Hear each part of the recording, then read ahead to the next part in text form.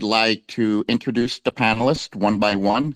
I would like you guys to tell us a little bit about yourself, what you do, and things of that nature. And also during the space, we are going to have a couple of very interesting announcements, so stay tuned for that. And that pretty much starts it off. So, co-host, should we get started introducing the panelists? Yes, we should. All right. So, I guess what everyone knows who David is. So, before we get to David, we're going to start off introducing. I got Ruby right next to me. So, Ruby, tell us a little bit about yourself. Yes, hello. Thanks, guys. It's a pleasure to be here. I am a hypnotist and student of the arts. And yeah, it's an honor to share the stage with the likes of Mr. Icke. I've been watching him since I was just a wee lad before I had even hit puberty. So he was really my gateway into the world of conspiracy. So yeah, it's a pleasure to be here. Thank you. Fantastic, Ruby. We love having you. I'm really excited about it. Gary, the legend numbers guy. Tell everybody what you're about here. How you doing, sir? I'm doing well. My name is again Gary, the numbers guy. I run a organization called GG33. We are elite numerologists. A lot of people claim to be good at something. We actually get it done. I believe that numbers are God's basic language, and if you understand how to use the numbers and how to read the numbers, it gives you a big edge in life in this thing that we call the matrix. David, I'd like to first give you your flowers. You are definitely one of the OGs of the New World Order space. I'm old enough to remember the late 90s and early 2000s. It was you, William Cooper with Behold a Pale Horse, and only a few others. So you definitely are the OG of the New World Order space, no doubt about it. I look forward to having a interesting conversation. Gary, thank you. That was beautiful. Mr. John Mappin. Well, good evening. Firstly, I would say I'm extremely honored to be on this panel. David is somebody who opened my eyes very, very early on, many years ago, and got me looking. Witnessing what's going on in the world today, very clearly there is a clandestine element, and I don't profess to fully understand it. What I do know is that the people that claim that they are running the show cannot in good faith be running the show, because we are witnessing injustice, destruction, horrors, some of the things I'm seeing that are going on in the world. And what I love about Bart is number one, I think it's potentially an opportunity, but I always say I'm not a financial advisor. I have to declare my hand. I have bought some Bart, but let's see what happens. What I particularly though is that the Bart movement now wakes thousands of people. I believe it has the. Hey, John, you're cutting in and out.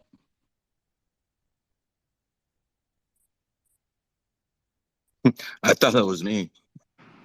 Let's take it to Yeah, Jake while John fixes up his mic. Jake, our American Shaman friend, you got the mic.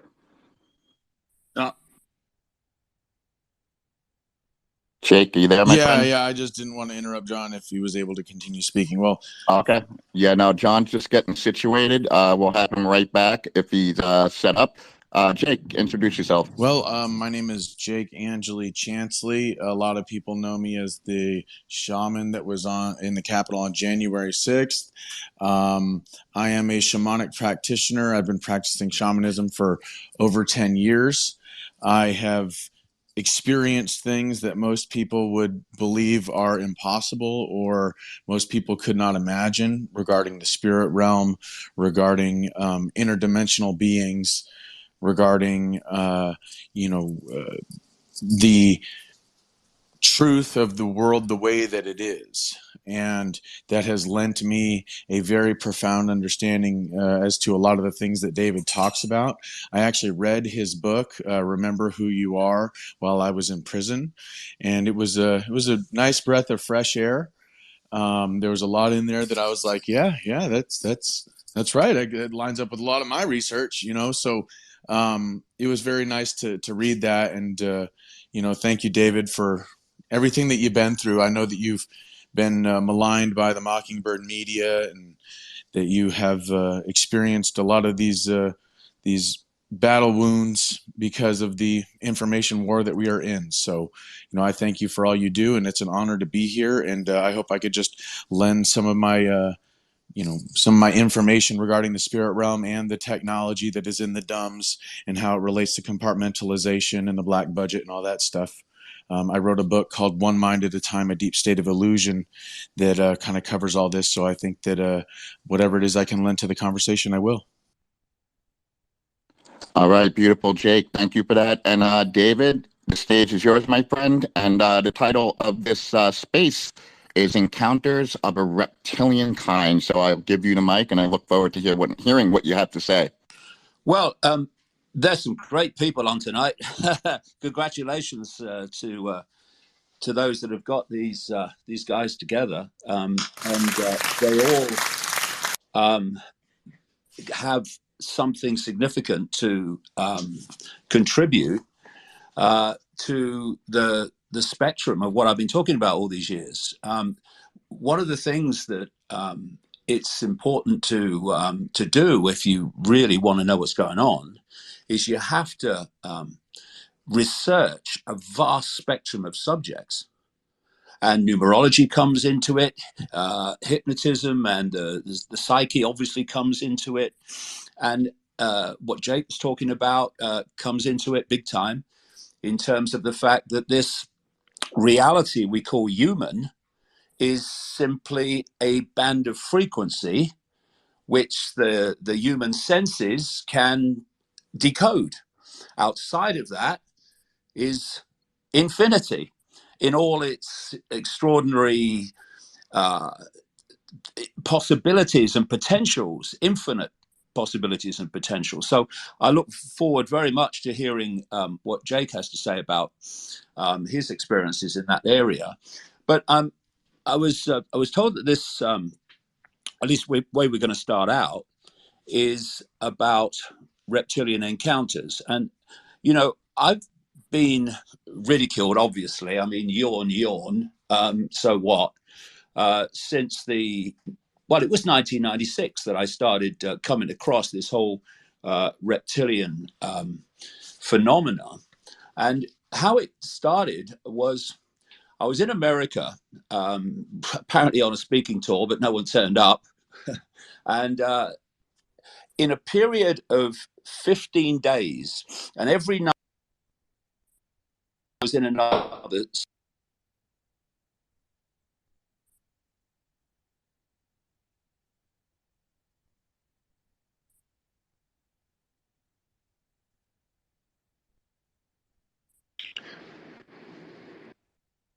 Can you guys hear David? No, I think the No, he cut reptilians are attacking. I can't hear him, but He's Jake, reconnecting right now. yeah, Jake, this is 2 debates in the same month, brother. Yeah, bro. Well, I'll say I'm honored to be here as I was there. Yes, brother. 233 life paths. It's gonna be fun. I'm waiting for David to connect. I do find it interesting, David, if you're listening, that you're born on the 29th, 2 9 is 11. So you have that master number charisma, just like Joe Rogan, born on the 11th.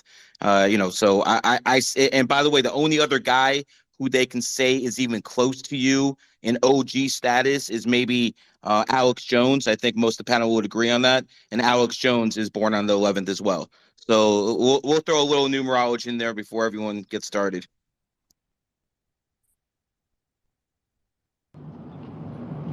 Oh, it looks like we got Ike coming back up. The reptilians are attacking. They got Map in there for a minute too. Yes, they had me good and proper. I don't know how much. So Gary, David, are you back up? David's back. I'm back. Yeah, I've right, not beautiful. gone away, but if you know what I mean. But obviously, something's got in the way. The thing is, as I was saying, that I don't know where it started to break up, but in a period in 1996 when I was traveling America, talking to no one, and I was in a different city every day, I met 12 separate people over a period of 15 days who told me the same story. of seeing someone, apparently human, who changed in front of their eyes into a reptilian form and then back again. And obviously, when you first hear this stuff, you go, well, this is a bit strange. But what you don't do if you're a really serious researcher is you don't just dismiss it. I was told the same basic story too many times over too short a period in different places. So I was going to put this on the back burner. I wasn't going to just say nonsense like the 5 cents mentality does. I was going to say, I'm going to see what else comes. And then we'll have a look at it. And what happened in the months and years that followed is I came across an absolute stream of people all over the world who were telling me this same basic experience. And some of them were kind of really, really out there, to say the least. I mean, the very phenomenon is out there to the 5 senses, but some of them were really out there.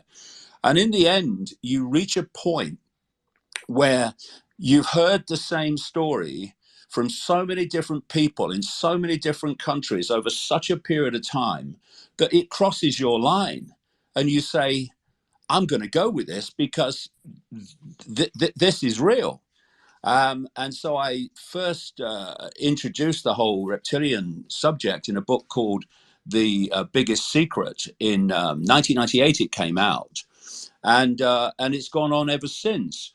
I'll tell you one experience that I was told. I was speaking in Vancouver, and this will sound crazy to the 5 senses, but it's all explainable. I'm sure we'll get into it. I mean, what we call shape-shifting is absolutely explainable, but only explainable by an understanding of what reality really is, as opposed to it's all solid, so you can't move from a solid form to a solid form and back again. Well, no, you can't. But this reality is not solid, amazing as that may seem to the 5 senses. So I was speaking in Vancouver, and afterwards, one of the organizers said to me, I've got a lady here. You've got to speak to her because she's got an amazing story to tell. So we went into a back room, and this is a power dressing businesswoman. And running her own business, and not of this esoteric arena at all. And she told me a story of a relationship she had with a guy. And she said he had a dark side, which she said he but he had a dark side. But in another side, he was a pretty nice guy. So one night, she said, she's shaking, and this was some years before the experience, but she was shaking when she was telling me, relaying it and remembering it. She said, we went into my bedroom to have sex. She said, and on my shelf just above the bed was The Biggest Secret, the book I've just described. And he got very, very angry, she said, that I would be reading such nonsense. That's when I introduced the reptilian side of it. And she said, anyway, they're having sex. And she had a hand, she said, on his back while he lay on top of her. And she said, suddenly something pushed my hand back. Really fiercely. She said, and I looked over his shoulder, and the guy had sprouted a tail.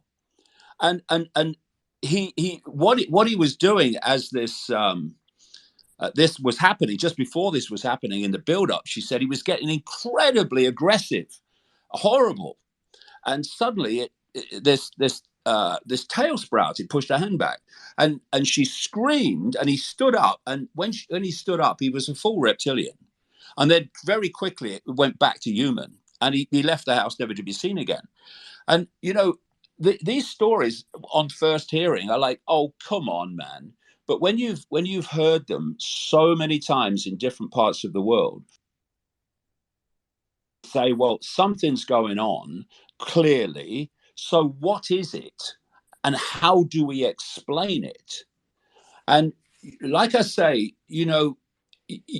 the five senses, which are constantly decoding this reality into an apparently physical realm, they cannot grasp anything beyond it. You've got to expand your consciousness beyond the five senses before you can start to understand things, because the five senses are programmed not to understand them. And so I realized that I had to research the nature of reality itself. And I got into that big time, and I'm still going on now. And the thing is, if you think or realize how we create this reality, and we create it in the same way, because the modern technological world is mimicking the reality we're experiencing and how we decode it. We are decoding it in the same way as a computer decodes Wi-Fi. So you've got this Wi-Fi field. It's a whole reality, global reality. Any computer that taps into this reality will access it anywhere in the world. And what is it doing? In the radiation field we call Wi-Fi are all the everything that exists on the internet. And the computer picks up, decodes that part of the internet that the guy or whatever at the keyboard and the mouse directs it to decode. So I will see this website, someone else will see another website, but they're decoding the same reality, the same Wi-Fi reality. And when you then play this out, and again, this is mainstream science, we're doing the same to create the world that we're experiencing. So the five senses, they pick up wave field information. They pick up frequency.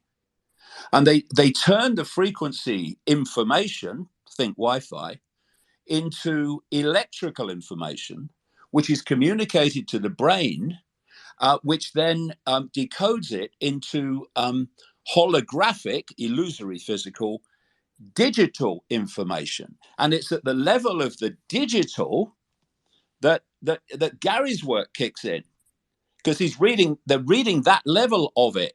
And you can read the frequency level of it. You can read the holographic level of it. You can read the digital level of it, but you're reading the same information in different forms. I've had psychic readings, reading and I did this for my research. I had a psychic reading and a numerological reading very close to each other. I was in Australia.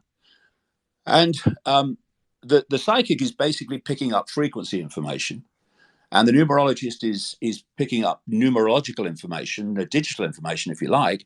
And the readings were stunningly the same, because they're reading the same information in different forms. So what we're doing, therefore, is we are picking up frequency information, think Wi-Fi again. We're turning it into digital holographic information, which is the world we think we're experiencing, which is external to us, but actually it's within us. Just as if you look at a computer decoding Wi-Fi, the decoding is going on inside the computer, and we just observe that decoding on the screen of the computer. So what we're looking at, therefore, in terms of this reptilian human shapeshifting is a dual hybrid, not physical body as we perceive it, a dual hybrid information field. And the information field that is projected virtually all of the time, for obvious reasons, in the reality we call human, is the human one. So when I'm observing someone who is apparently human, then that's the field, the human information field, that I am decoding, and I will decode that into a human being. But sometimes, and it can happen in times of stress, it can and great emotional extremes, And it certainly happens in the satanic rituals and what have you, because I've been had described to me so many times by people who've taken part in these rituals, most of them against their will, but some of them who've eventually saw the light, who have described to me how the participants in these major satanic rituals shift into a reptilian form. It's not only reptilian, but this seems to be the dominant one. And so what's happening is the observer is looking at one of these dual hybrid fields, and they're reading the human field. So they see a human. But then there's an information shift, not a physical shift, an information shift. And now they're reading the non-human or reptilian field. And to the observer decoding this, the person in front of them has shifted from a solid human body to a solid reptilian body. But that's not what's happened. There's been an information shift. And as I said in last week's or the week before's spaces here with Bart, that the theme of the Avatar movie and movies now is very symbolic, even on the point of literal, in terms of what's happening. You know, for people who haven't seen that movie, I'm sure most people have, you had the American military who wanted to infiltrate this blue people Navi society on this, I think it was called Pandora moon, because they wanted the resources on the moon, on that moon. But they knew that if they tried to infiltrate the Navi society while looking human, they got no chance. It's like, who's this? Who are you? So instead, they take on an outer shell that looks like the Navi, and they sought to infiltrate Navi society by appearing to the Navi to be one of them. And that's what's happening with this reptilian manipulation. They're hiding behind apparent human form when they're not actually human. I actually wanted to just say something. So, like, you just covered a phenomenal amount of information, and I feel like we can go into more of this stuff. And I would like to maybe have the panelists chime in as well if they have something to say. What you're talking about is very critical, the information field. And as you mentioned in the last space, we only have our five senses, but outside of our five senses is a vast realm of information. So if any of you guys want to chime in, Gary, for Ruby, sure. I just want to add on what David was saying, that how some people can pick up on things because of the information they're getting, whether it be through numerology, astrology, tarot, whatever. I'd like to say that's true, but to add a layer on top of that, let's just take David, for instance. If I'm saying your birthday wrong, please correct me.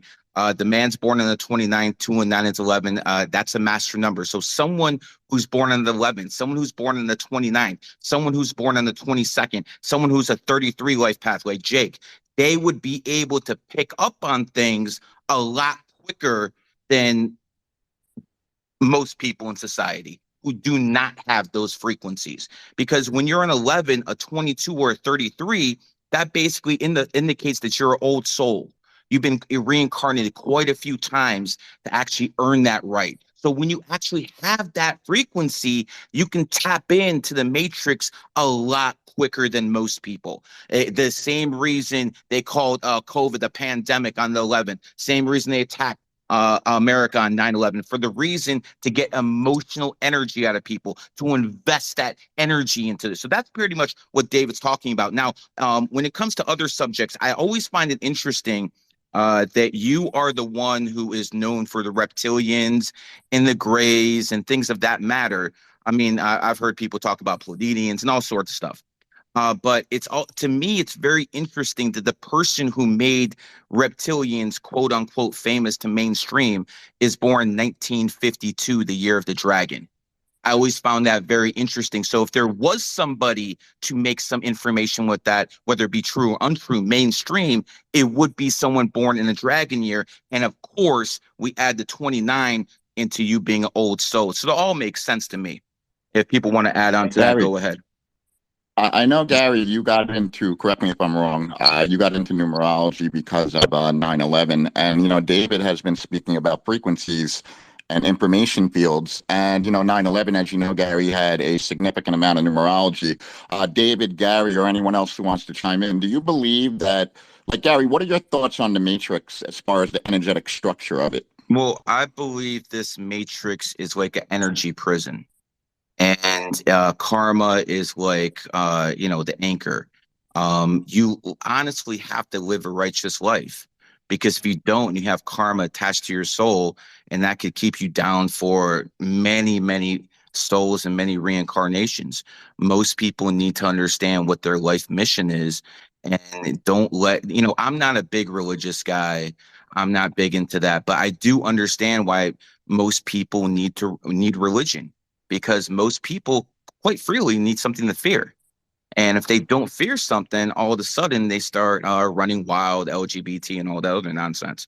So when it comes down to it, energy matters, but the elite picked 9/11 for a reason. The Rothschilds, one of the things I wanted to mention to you, David, is, the biggest alien, story of all time is Roswell.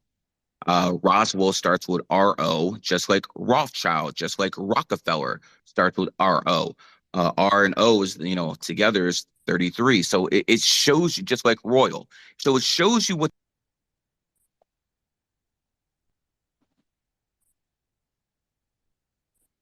He cut out for me. The lizards got him. Well, Gary, The lizards will get you, man. When you start talking about them, it's quite a common thing. I had a quick question for David Icke. Do you ever talk about the movie Eyes Wide Shut and rituals done in that movie? It was in a Rothschild's mansion, actually. That's to you, Mr. Icke. Was asking about the rituals in the movie Eyes Wide Shut, and if you knew anything about it. Yeah, So if you understand how the energies work, you understand exactly how the elite move. Yeah, I can talk about that, but there's very strange things just happened. It's not just me that's heard it; someone else. While we've been talking, there was this big noise in this cottage where I'm staying. It's just a cottage I'm renting because I'm working up here with Iconic in Derbyshire, and it was very, very clear from the other room, and my friend is in the other room, but I heard it clearly, and that's when the internet went down. It's really strange. Anyway. We live in a world that's not like we think it is. In terms of the rituals of Eyes Wide Shut, I think that was a phenomenal film. But of course, if you look at the background to it, a chunk of it was taken out, and the child the sacrifice director scene was taken out. Died after the thing was seen by I think it was Warner Brothers, and it's I would love to know what was in the 25 minutes, because what was left in it was a real symbol of what's going on in the background. These entities that I talk about, religion describes them. You've got Christianity talking about demons and Satan. You've got Islam talking about Shaitan, Iblis, and the jinn. You've got the Gnostics talking about Yoda Baoth and the demiurge, the version of the devil, and archons, which is Greek for rulers, and so on. And so it goes on. All these different cultures have this common theme of a negative force manipulating human society from the hidden. And I started to realize, as I was researching all this, that the gods, as they were perceived, that were worshipped by the ancients and to whom they did sacrificial rituals, were the same, quote, gods that the rich and famous of today are doing their satanic rituals to, in a way that was symbolized in Eyes Wide Shut. So my next question was, why are they doing rituals, for a start, ancient and modern? And if it's a offering to the gods, then why? What do the gods get out of it?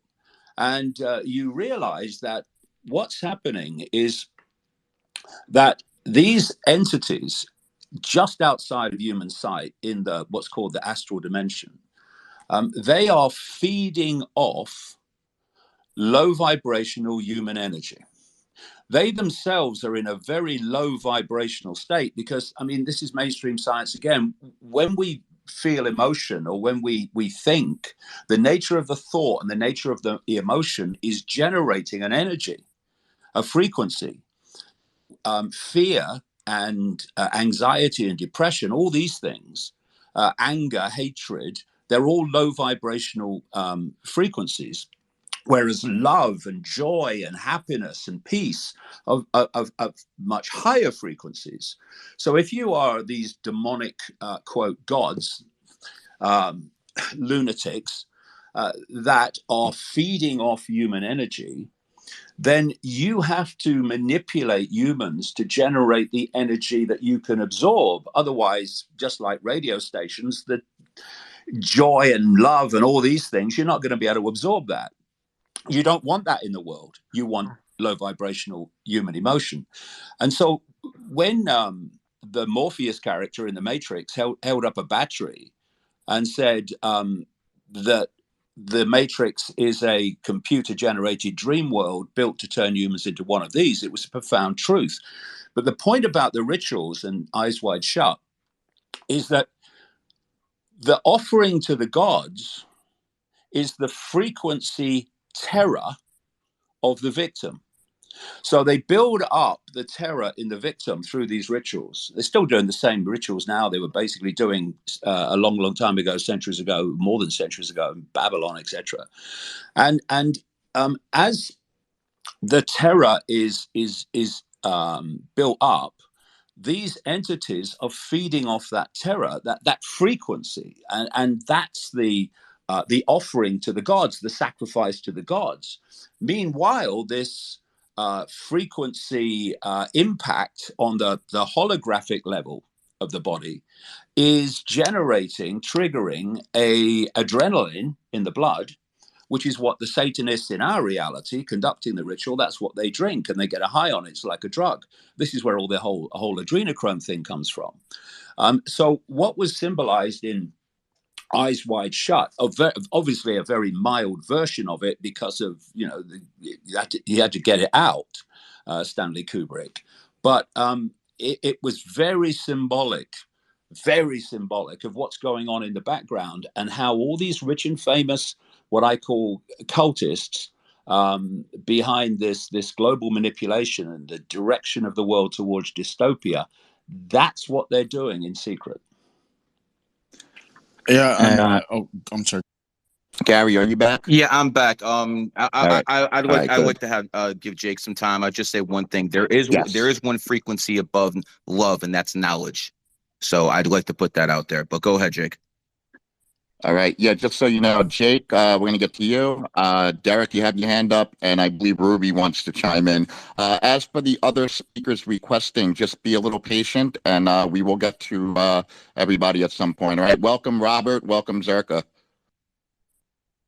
So I just want to start by saying that what David's talking about regarding, like, the shape shifting and all that stuff, it has a lot to do with because reality is a hologram, and because the human body has an electromagnetic field that surrounds it, we are deeply interconnected to that hologram through things like quantum entanglement. And reality itself is based on infinitely nested electromagnetic fields. The Earth gets its electromagnetic field from the sun. We get our electromagnetic field from the Earth. The sun gets its electromagnetic field from the galaxy from the universe, etc.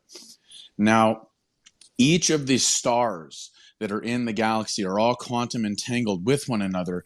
And this is part of the reason why they choose to do these rituals, whether it be sex magic rituals or sacrifice rituals or whatever, during certain astrological alignments and certain star alignments, etc., certain phases of the moon, certain phases of the sun, etc. equinoxes, solstices, Halloween, etc. Now, because they're doing it at these days and at these times, let's say, for example, with sex magic rituals, what they are doing is they are doing these rituals so that they can conceive their children during this ritual. And this ritual is affecting the quantum realm. It is affecting the quantum entangled universe, so that one of these entities from this other dimension can move through these windows that are in space and time, that are open during these times of astrological alignments, full moons, etc. And when these entities come into these physical bodies, and they are doing so based on the ritual within the circle, within the ritual area that is affecting the quantum realm. So it's almost like they're opening up a portal or a doorway for these entities to come from this other dimension into this dimension. Now, it's also important to note here that a lot of these families have royal bloodlines, which means that their DNA is attuned to these dimensions and have been attuned to them for millennia. So when we talk about like this idea of shape shifting or something like that, what we're kind of talking about is this electromagnetic field that surrounds the body is a electromagnetic field that is not per se quote unquote human, because all the way down to a DNA level, we are sending and receiving light and information. If you look into the Heart Math Institute, the antenna on the DNA, etc., then what has happened is that these antenna on the DNA and the DNA itself are attuned to this other frequency, to this other dimension that is connected to these other star systems, which are essentially different planes of consciousness or different dimensions. So when they do these sex magic rituals or when they do these sacrifice rituals, they are either taking energy from that other dimension to bring it into ours, or taking energy from our dimension and sending it to theirs. And this is how this cycle is repeated. And a lot of the time they're doing these things on electromagnetic ley lines. And because they're doing them on electromagnetic ley lines, they are affecting the quantum entangled electromagnetic field of Earth and all the galaxy, all the universe. So all of this stuff intertwines in one way or another. When we talk about shape-shifting, what we're talking about is the electromagnetic field that surrounds the body ends up transforming into its true form, which is this other dimensional world. Some people call them reptilians. I prefer to call them demonic entities. And when people do these sacrifice rituals and stuff like that, when they get into Satanism, the occult, the Luciferian side of things, what they're actually doing is they are allowing, especially when they move up in a higher position, they're allowing these demonic entities to possess their bodies. And in the process, they basically become more and more quote unquote reptilian or more and more demonic. And that's why as they move higher and higher up into the satanic pyramid, they have to do more and more evil rituals so that they can, like what David was saying, they can produce more and more loosh or more of this negative energy that gets sent back to the dimension from whence they came. And it also lowers the frequency of the planet, of the collective human consciousness, and it kind of keeps us below this glass ceiling of self-awareness that has been created by these individuals for millennia. So You cooking, brother. I just like to add, when it comes down to that, I believe in fourth dimensional beings. I'm not too sold on the other things. I believe that the real elite are not Satanists. I believe that the puppet elite, the people who actually think they can get magical powers by doing satanic rituals, I believe they're powerful, but they're still puppets. I do not believe the very, very top of the food chain messes with any of this nonsense, because when I look at everything they do, pineal gland, Bohemian Grove being right by the crown, the root chakra with the redwood, I basically see them basically thinking they can do something, but they're not the real elite. The people who practice in this Satanism and all of this other nonsense, they're not the real elite. I just want to put that out there. I'd be curious to get David's feedback on what I just said. 100%. Hi. Well, I missed a lot of things there because my internet's been on, but you've been off. So you've just come back on. I heard Jake speaking a few minutes ago, and I absolutely spot on with him on that. Well, the real elite is not interacting with these demonic entities, and I would also call them that, because reptilian is only part of it.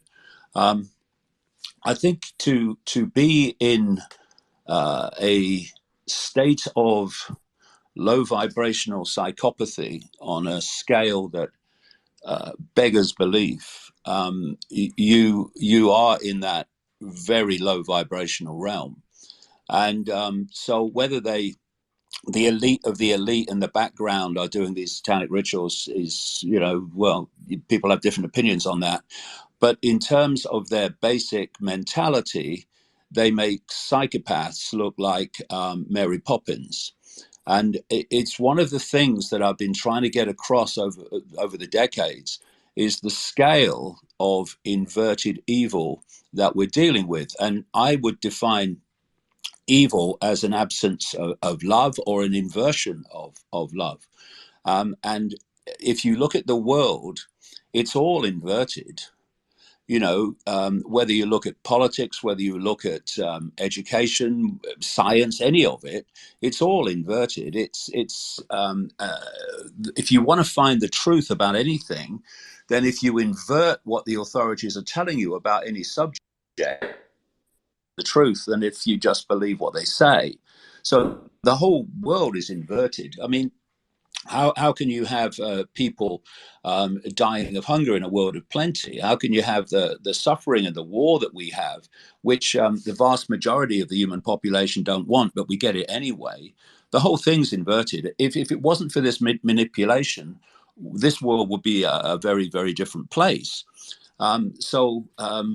Whether they're doing the rituals or not, they're still in a very, very demonic state of being, and to the point where they're not just capable of doing what most people would say, oh, no one would do that. Not only capable of doing it, they are doing it, but they get off on it. They get a rush from suffering, not least because the suffering generates the energy that they feed off. There's so much we don't know. That's the point. The one thing you know is whatever you think you know, there's always more to know. And as we move on, we'll find out more and more and more and more. But the foundation of it is we're dealing with a very extreme psychopathic intent and mentality.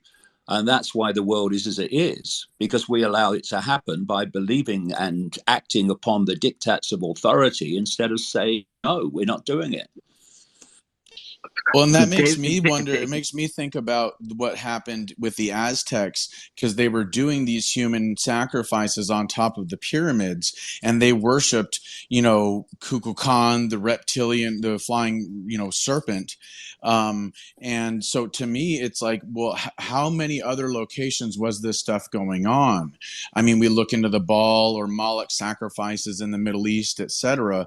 And the fact that the pyramids in Mesoamerica were built on ley lines, and they were doing these human sacrifices on ley lines. And I believe, if I'm not mistaken, the Aztecs bragged that they sacrificed 80,000 people across their empire in a single day.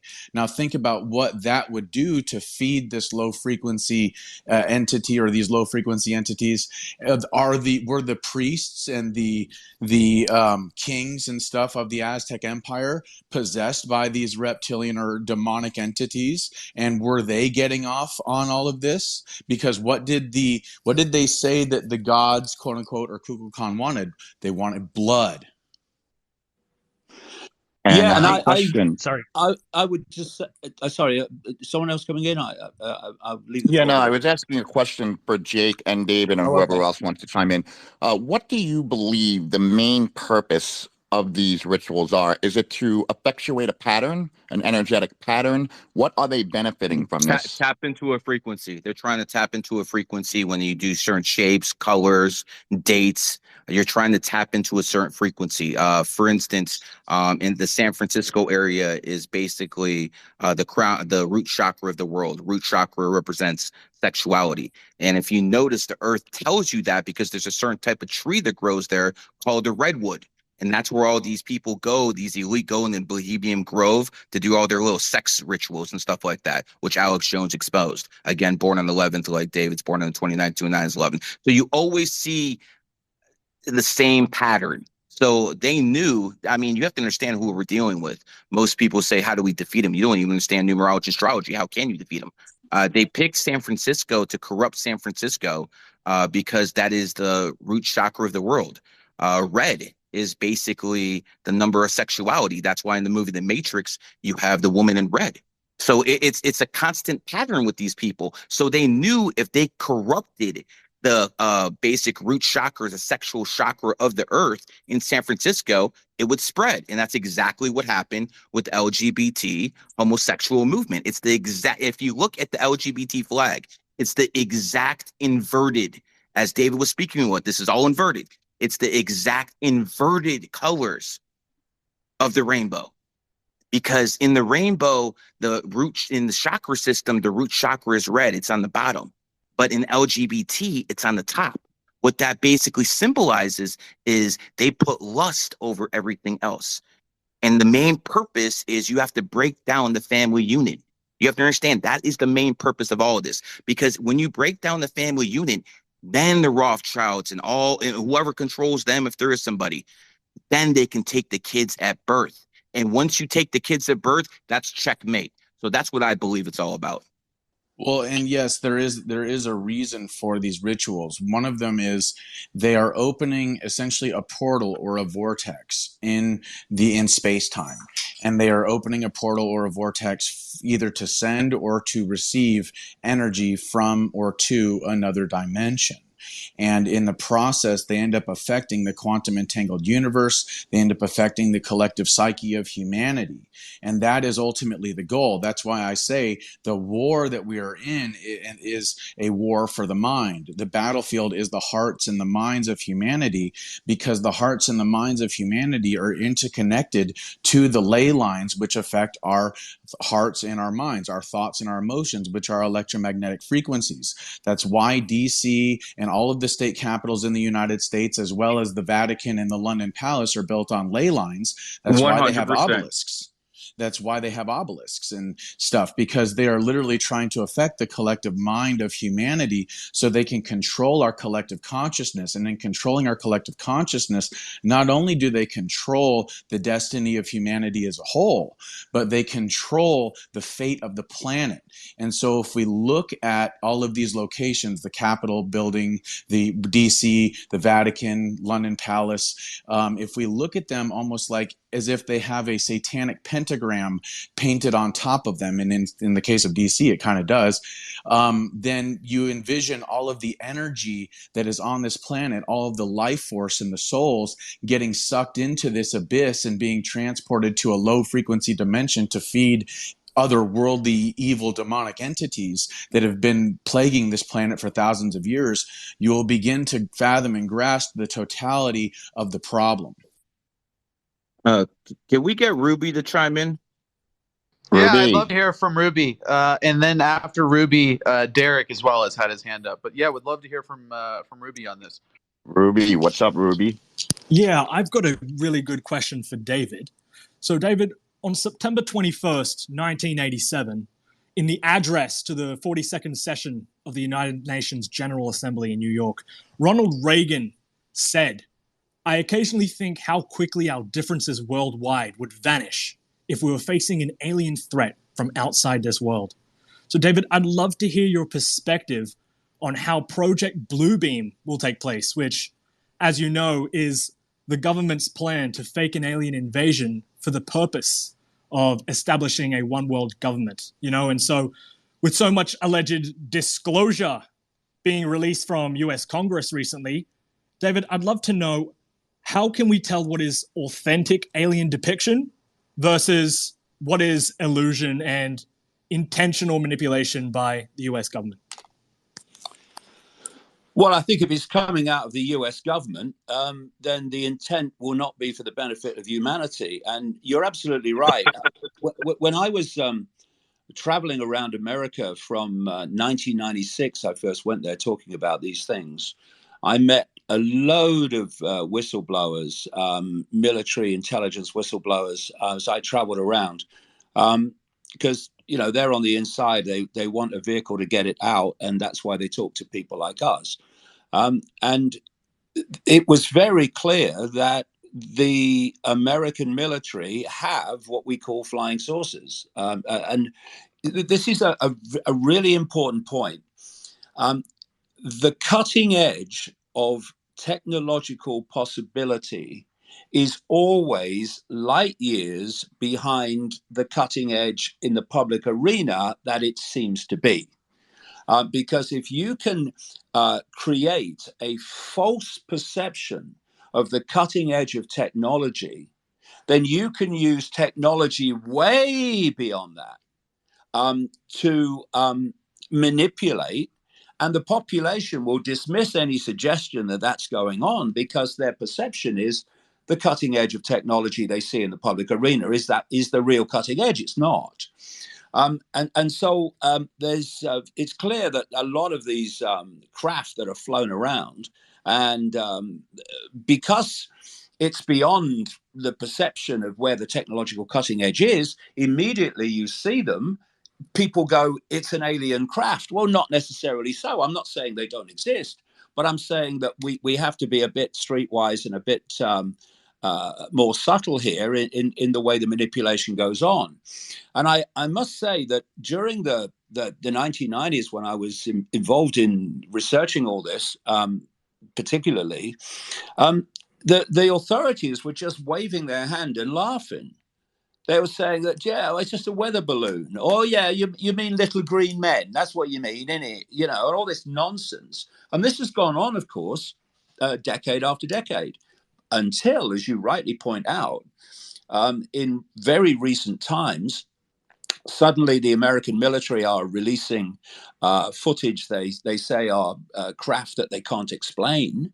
We've had these whistleblowers, and I'd like to meet them personally before I take them seriously, in Congress on Capitol Hill, that have come out and said, oh, this is happening, and they've got alien bodies and all this stuff. So suddenly what they were suppressing and dismissing and ridiculing is now okay. Actually, this may be happening. So I do think we have to be very, very careful on what's happening here, because this change of tack is very obvious and blatant. And if they are starting to move us eventually towards the idea that there's an alien invasion, and what would that mean? Taking that Reagan quote, that would mean that people would come together. Basically, when a country has a war, like Israel now, it's created a war cabinet, which are different elements of different political persuasions coming together in unity in a war cabinet. Well, if we had if we were sold an alien invasion, then we would have a global war cabinet. And what would that be? That would be a world government. Which is exactly what the whole process of centralizing power has been leading to all along. So we have to be very careful about this, and I think you're very, very wise to note the things that you do, and we'll see where it goes. But it's starting to look that way in terms of the way the whole mentality and approach of the authorities like the Pentagon have taken. And I would just say, before we leave the subjects we've just been talking about with Jake and Gary, etc. This I did a 2-part documentary for Iconic, which went out last Christmas, New Year. It was called Albion, Heart of the World, and it was about the ley line system. And this is very, very important, because if you're going to keep your target population, your target consciousness mind, in other words, in a low vibrational state, then this field, think Wi-Fi again, this field of electromagnetic information has to be kept in a low vibrational state, because we are interacting with it all the time. You know, we are in the midst of an electromagnetic Wi-Fi type field, and we are interacting with it. It's affecting us, and we, with our consciousness, thought, emotion, are affecting it. And the idea is to keep this field in a low vibrational state, because that is impacting on our vibrational state all the time. And if you're not in your power so that you can resist that impact, then you get pulled into a low vibrational state as well. And this ley line system is basically a holographic version, as in holographic law, which is as above, so below. Everything is in a hologram, is a smaller version of the whole. So the body has its system of ley lines, which we call meridians in the acupuncture system. And so that information is passing around the body. And when the information gets skewed, passing around the body, we call that illness, dis-ease, disharmony in the body caused by disharmony in the information that's circulating around the body. And the planet is the same, because it's all holographic. Therefore, every level operates in basically the same way.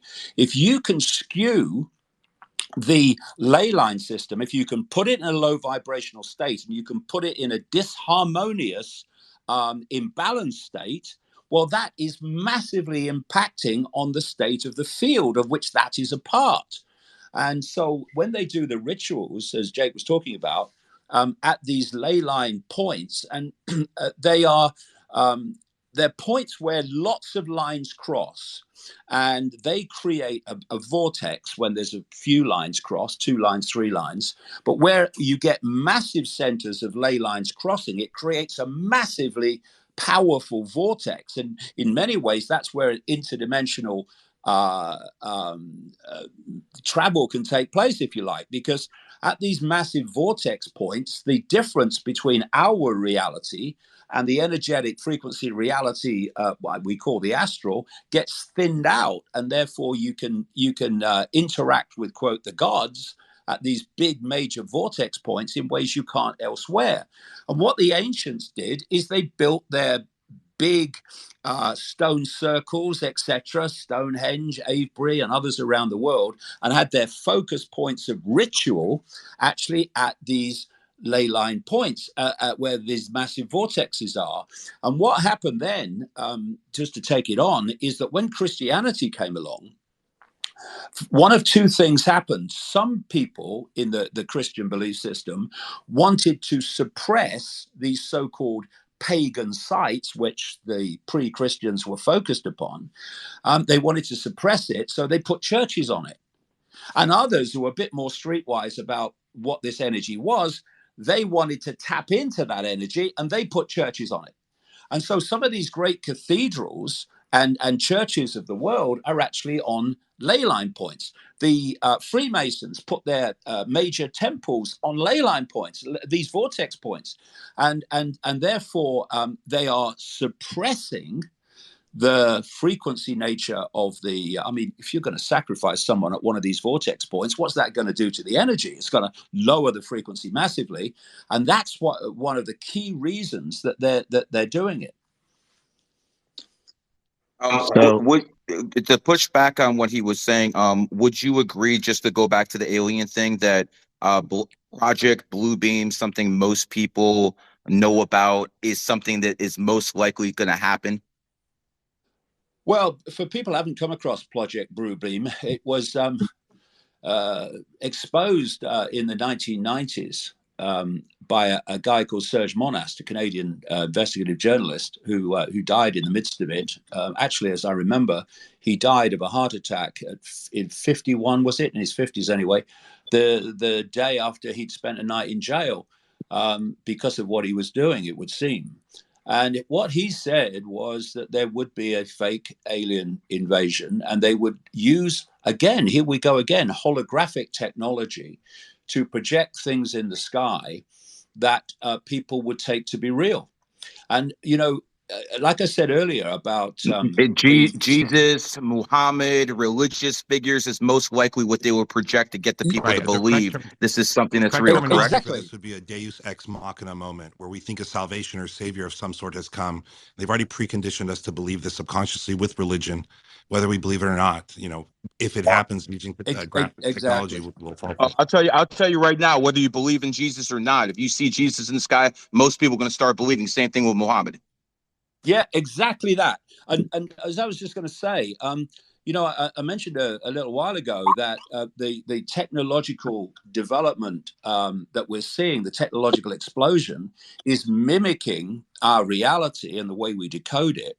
Well, what's happening with holographics is they're getting closer and closer to the point where you won't be able to tell the difference between the holographic reality we experience as the human realm and the holographic reality that is technologically projected.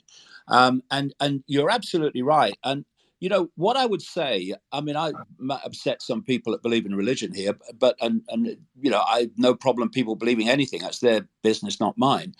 But if we take on board the fact that visible light, which is the only frequency band that we can see, that's how all our visible reality is a ludicrously narrow band of frequency, then an infinity exists beyond it, then for sure, whatever we think we know, there's always more to know.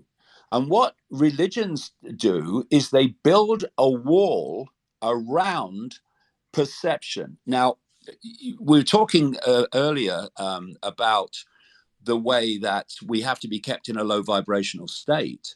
Well, perception, if you control perception, you not only control behavior, which comes from perception, you control the vibrational state. Because if you believe that you are little me and have no power, then you're going to be in a low vibrational state by just perceiving that that's who you are. So perception is the stadium on which all of this is played out. Like Gary talked about, it's about the mind.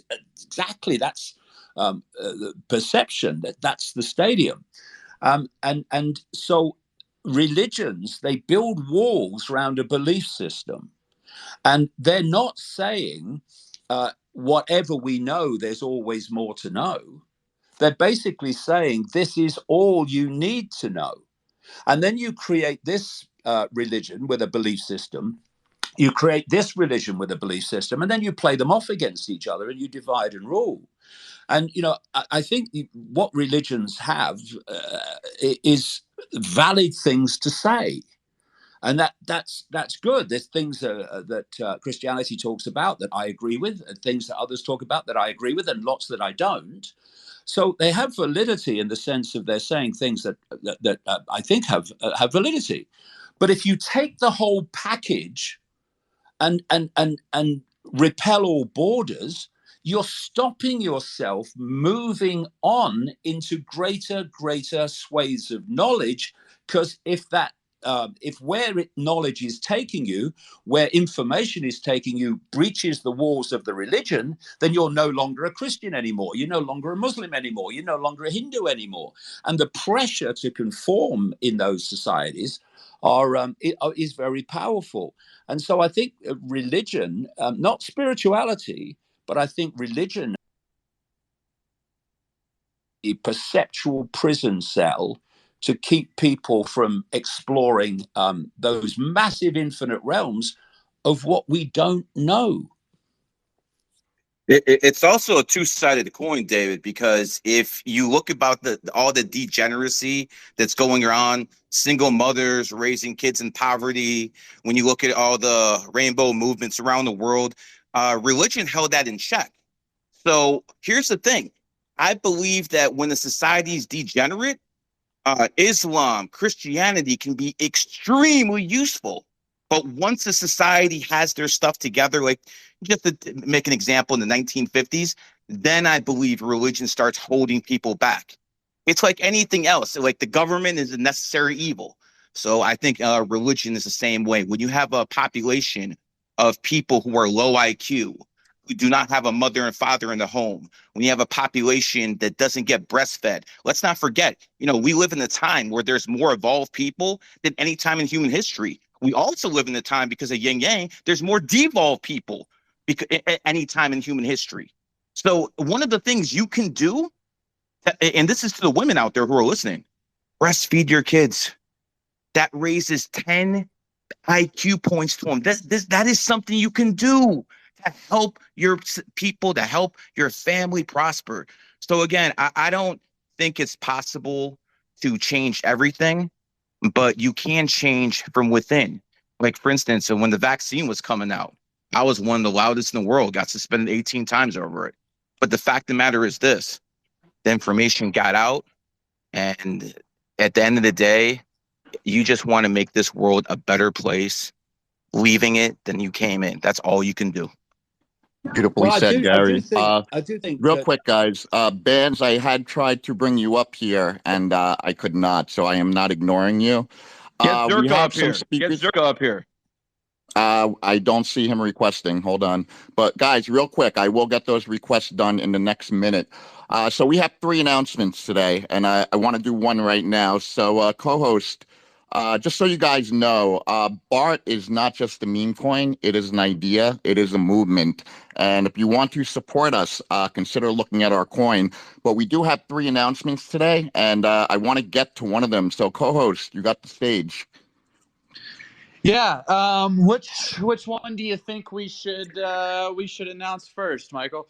Let's start with what you're doing in December. Absolutely.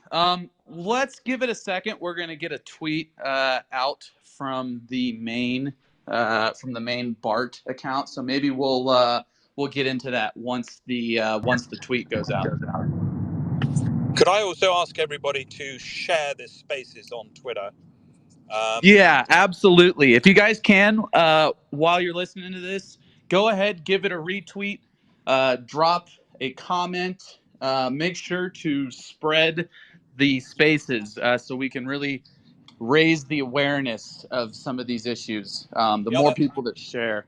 The other thing is living as I do at Camelot Castle, I can vouch for the fact that ley lines have an extraordinary capacity to change life on Earth, because the St. Michael line actually runs through the Great Hall at Camelot Castle, and it's a very, very interesting phenomena. So I just want to really validate what David said, and it is extraordinary the coincidences that occur at Camelot Castle, and having lived there for over 20 years, I can bear witness to that. Well, and that's why every Saturday at noon here in Arizona, I go down to the Arizona State Capitol and I pray on the ley lines. I do a guided meditation every Saturday that you can tune into on X or Twitter, where we're raising the consciousness, because there's nobody in the buildings that are being used to control our hearts and our minds, that are being used to write law.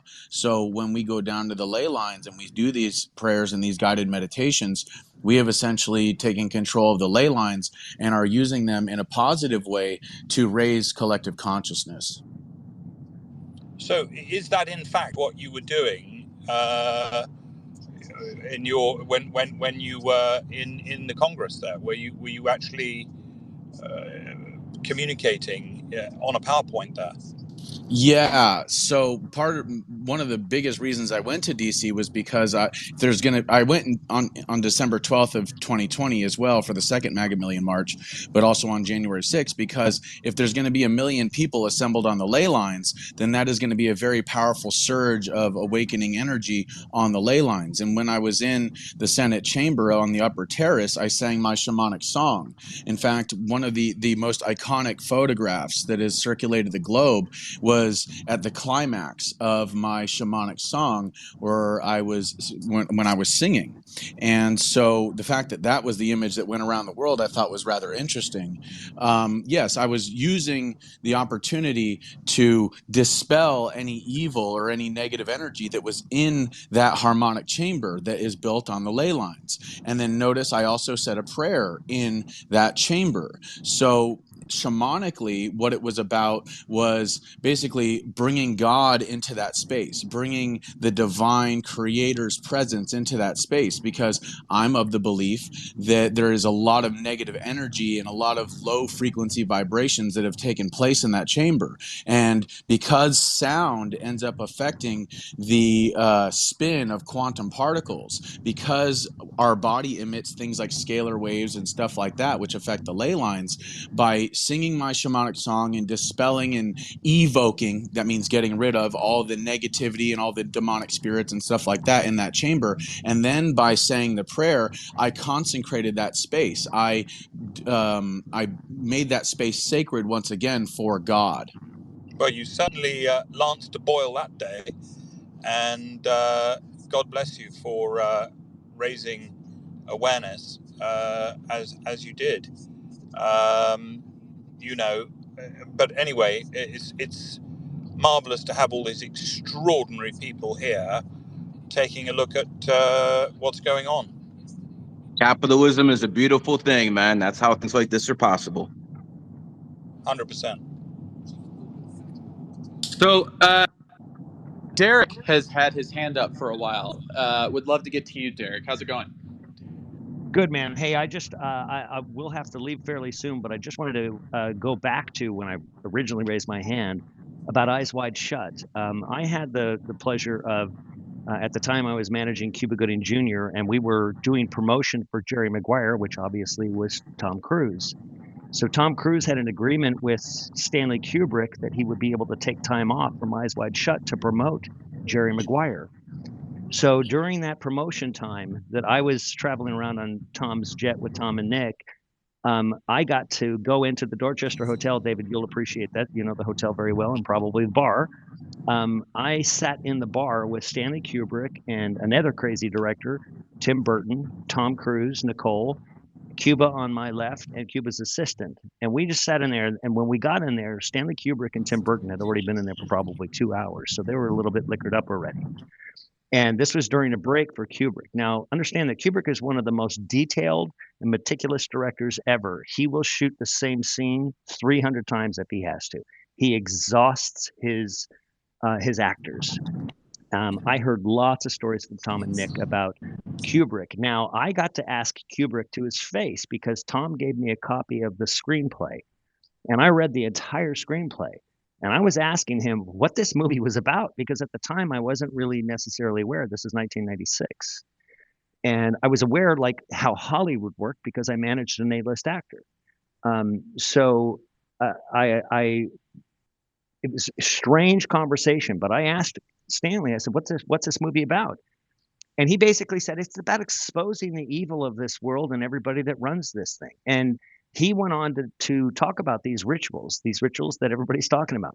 And he said, these things are conducted and they get worse and worse and worse as you progress.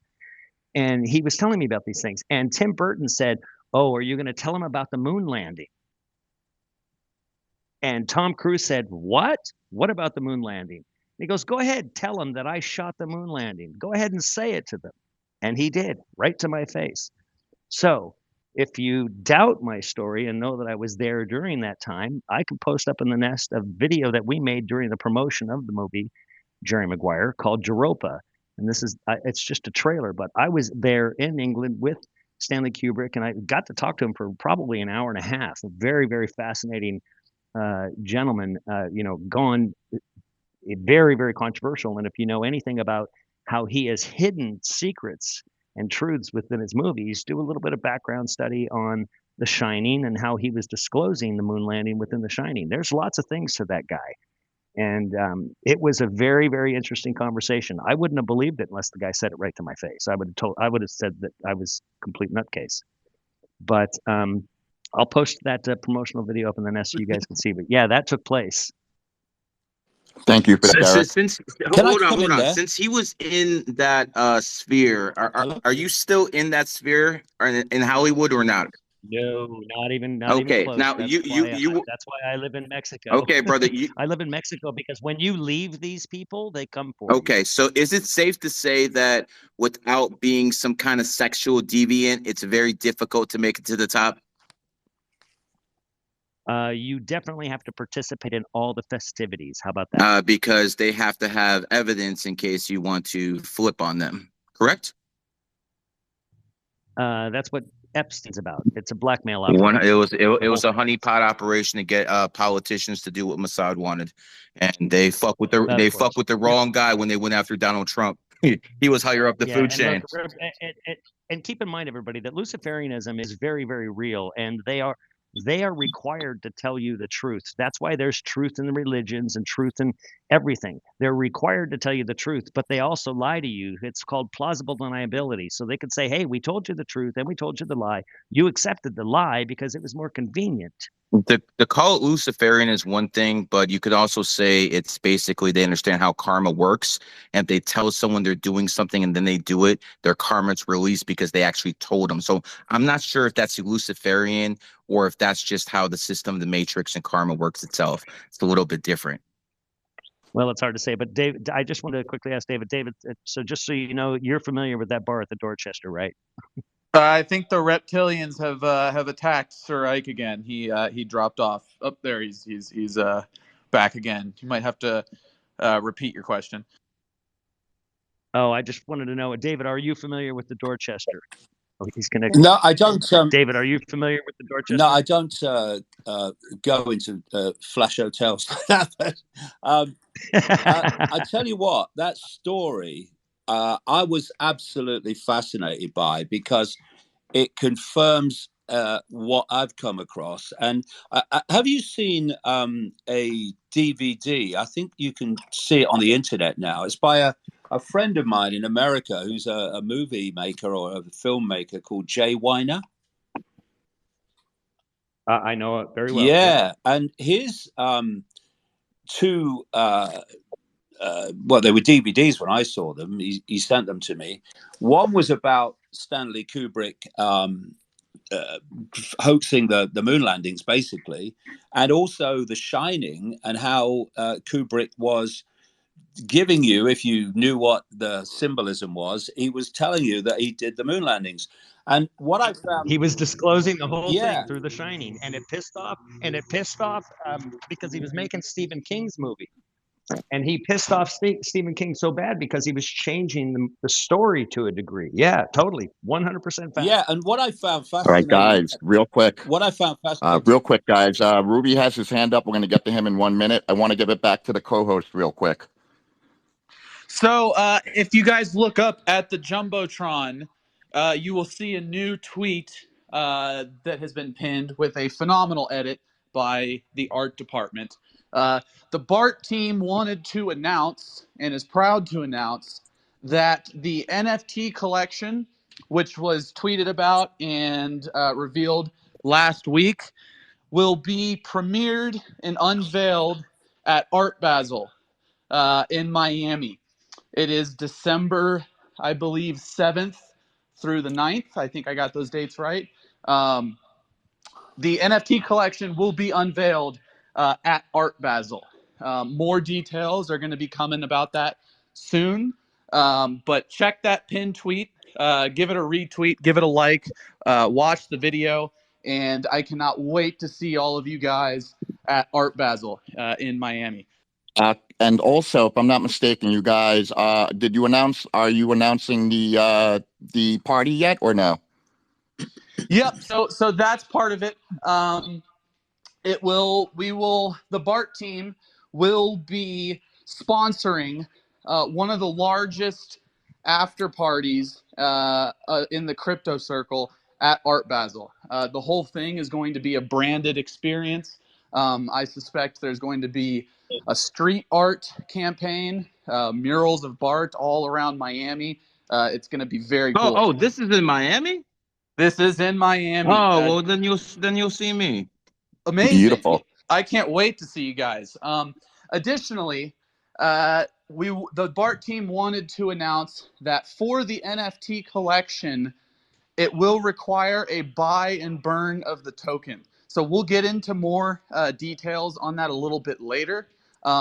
But this will be burning BART supply, burning tokens, which deflates the supply, making it more rare, making it more valuable. 10,000 NFT collections with 20,000 BART tokens burned for each mint should burn about, give or take, 20% of the supply. So something to look forward to regarding BART.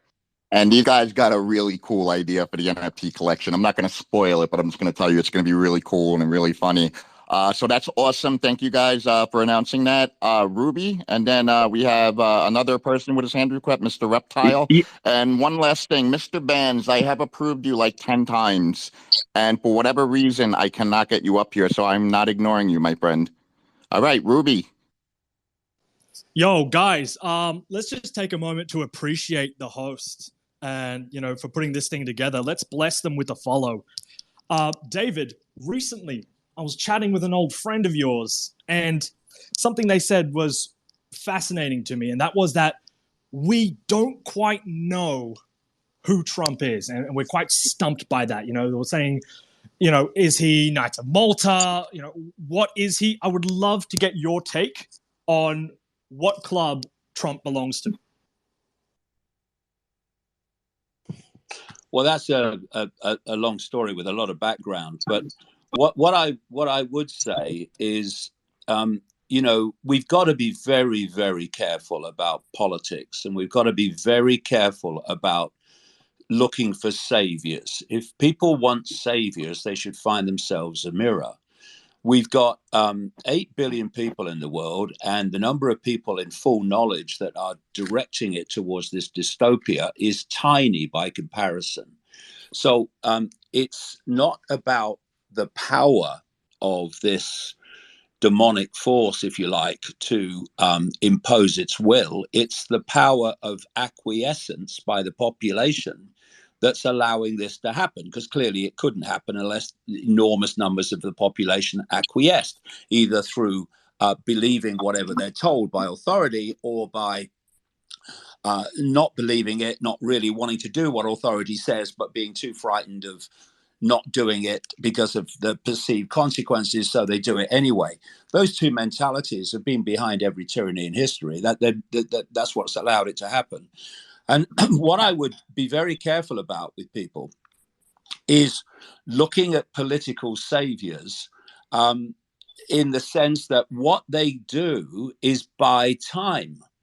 You can say, okay, I'm going to give my power away now to this politician who's telling me what I want to hear, and therefore I'm going to let him sort it for the next 4 years or so. And at the end, when it's still not sorted or anything like, then 4 years have passed whereby this agenda has moved on because it's not been challenged in the way it needs to be challenged, which is that we, the population, cease to cooperate with our own enslavement. Now, if you look at the Democrats and you look at the Republicans in the United States, same with the Labour Party and the Conservative Party in Britain, they are moving towards the same agenda.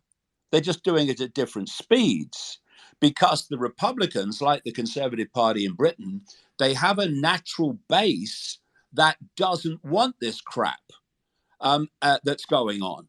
And so they have to use different rhetoric. They have to be more circumspect in what they do.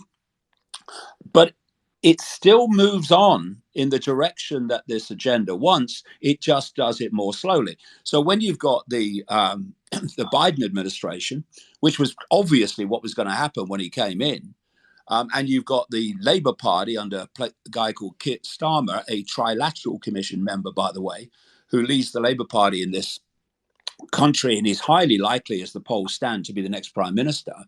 They don't have the same pushback, so they can move things forward very, very much quicker. So there is some benefit in having a political party there that has this pushback, because then it moves slower, but it's still going to get there. What it will stop it getting there is the population ceasing to acquiesce and cooperate with their own enslavement. That's what's going to do it. And that comes back, as Gary was talking about, that comes back to mind. It comes back to grasping what's going on and understanding that authority has no power that we don't give it.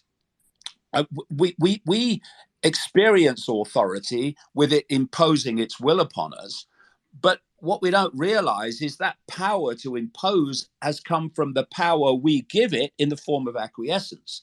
So the real answer to bringing this house of cards down, because that's all it is the public ceasing to cooperate with their own enslavement. And we need to be streetwise about politics, to the point where, okay, it will move slower under this than it will move faster under them, but it will still get there.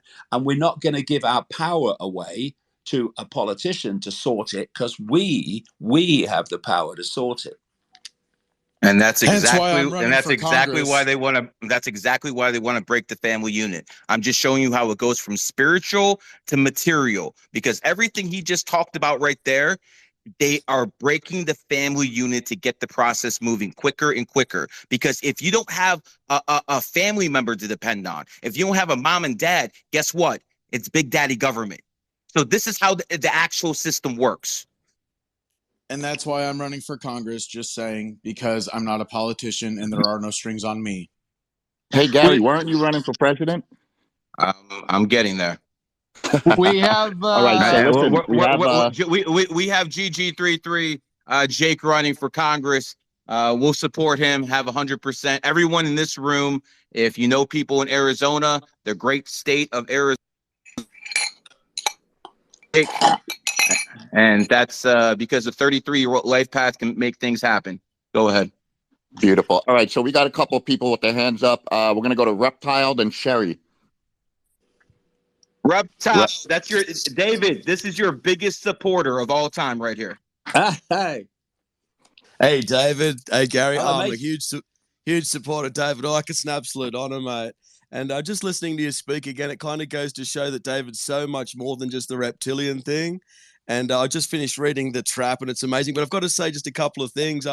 We look back throughout history, this reptilian idea. You go back to the Emerald Tablets, Credo Mutwa with the Shitahuri, Quetzalcoatl, the Nagas, even the Old Testament. It speaks all about these serpent-like gods. They are here, and the creation of those hybrids explains so much about why they did things behind the scenes. But I want to ask just two things, David, because again, I could talk to you all day. The waking up process, look at how far things have come now. You speak about when you'd go around the world, people wouldn't show up. Now, look, you come into a Twitter space, there's thousands and thousands of people. The waking up that's happening, and when we see stuff with like Israel, Palestine, the garbage is still going on. But I'd just like you to talk about two things. One is the waking up process and what's going on around the world. And I've got to ask again, stuff like that's in the books like Children of the Matrix, The Biggest Secret, about Bush Senior, the royal families, what people like Philip Eugene de Rothschilds, kids and stuff were telling you. Just give everyone a taste about what actually happens at these rituals with some of the most powerful, influential people on the planet. But David, it's an honor, brother. Thank you, mate. Thanks for all you do. Thanks, mate. Yeah, well, waking up. I have a real perspective on this because I've been doing it for so long, since 1990.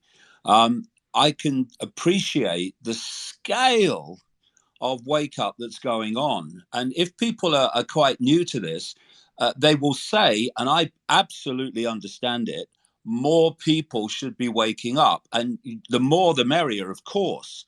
But if you contrast where we are to where we were, say, in 1990 and before, then the wake up now is fantastic. And what is waking up? For me, we have a mind. I call it the five sense mind, and that is programmed to perceive reality purely through the five senses. So that mentality, and it dominates science and academia, will say, can I see it, touch it, taste it, hear it? Therefore, it must exist then. And if I can't, then it can't exist. That's the five sense mentality. And that's the state of mind that basically runs the world in terms of the population's perception of reality, of everything, and how it judges whether something's credible or not credible. And it's breaching that mind. I mean, it's interesting when you look at these various religions around the world, not least in the East, but others too. And they say that to reach a point of enlightenment, you have to go beyond mind. So my question was, okay, so what's this mind then that you have to get across to become enlightened? And it's this five sense mind. It's like a program. It's like a software program.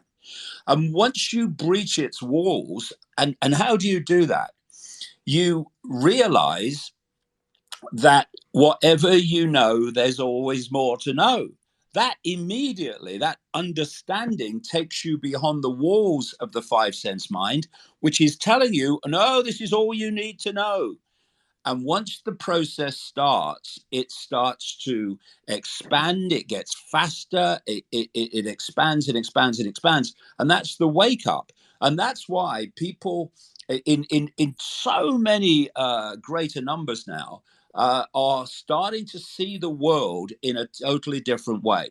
They might start off that, okay, there's political manipulation and this financial manipulation, and the people that are running the world are not the people that seem to be running the world officially, like presidents and prime ministers. And you get to that level, but then you keep going, and then you start to realize the biggest awakening, which is we're not our bodies. We're not even our five sense minds. We are consciousness. We are an expression of an infinite field of consciousness. And we can tap into that consciousness to whatever expansive level we choose. And it's not that you have to kind of seek enlightenment. Because we are enlightened, we are that consciousness. What it is really awakening, it's deleting, like onion skins, of frequency, perception, that holds us in servitude to the five sense reality alone. And as those vibrational frequency onion skins come off, then we are released into this true I consciousness. And people have said to me so many times, why couldn't I see it? It's so obvious, but I couldn't see it before. Well, the five sense mind was telling you what was real before, and now it's not, and thus you can see things you couldn't see before. So the awakening is it's unbelievable. I've gone from being ridiculed and laughed at walking down the street anywhere in Britain at one point, to being stopped in the street constantly and asked what's going on and having a serious conversation. It's really, really happening. And I do feel that we are in a particularly special period where all that's been hidden is being revealed. And I don't think that they can keep the lid on it, no matter how much they censor, because censorship is not the work of secure people who are confident that what they are saying will stand up to scrutiny and debate. Censorship is always imposed by weak people who know that their version of reality will not stand up to scrutiny and debate. Therefore, they have to shut down the debate so it's not challenged. That's what the censorship is. But they can't do it. You know, in 1990, when I had my top of my head blew off, and I launched onto this path, if you like, I wrote a book called Truth Vibrations. And the reason I called it that is because I'd come across a number of different psychics very synchronistically in those early days. And there was a common theme.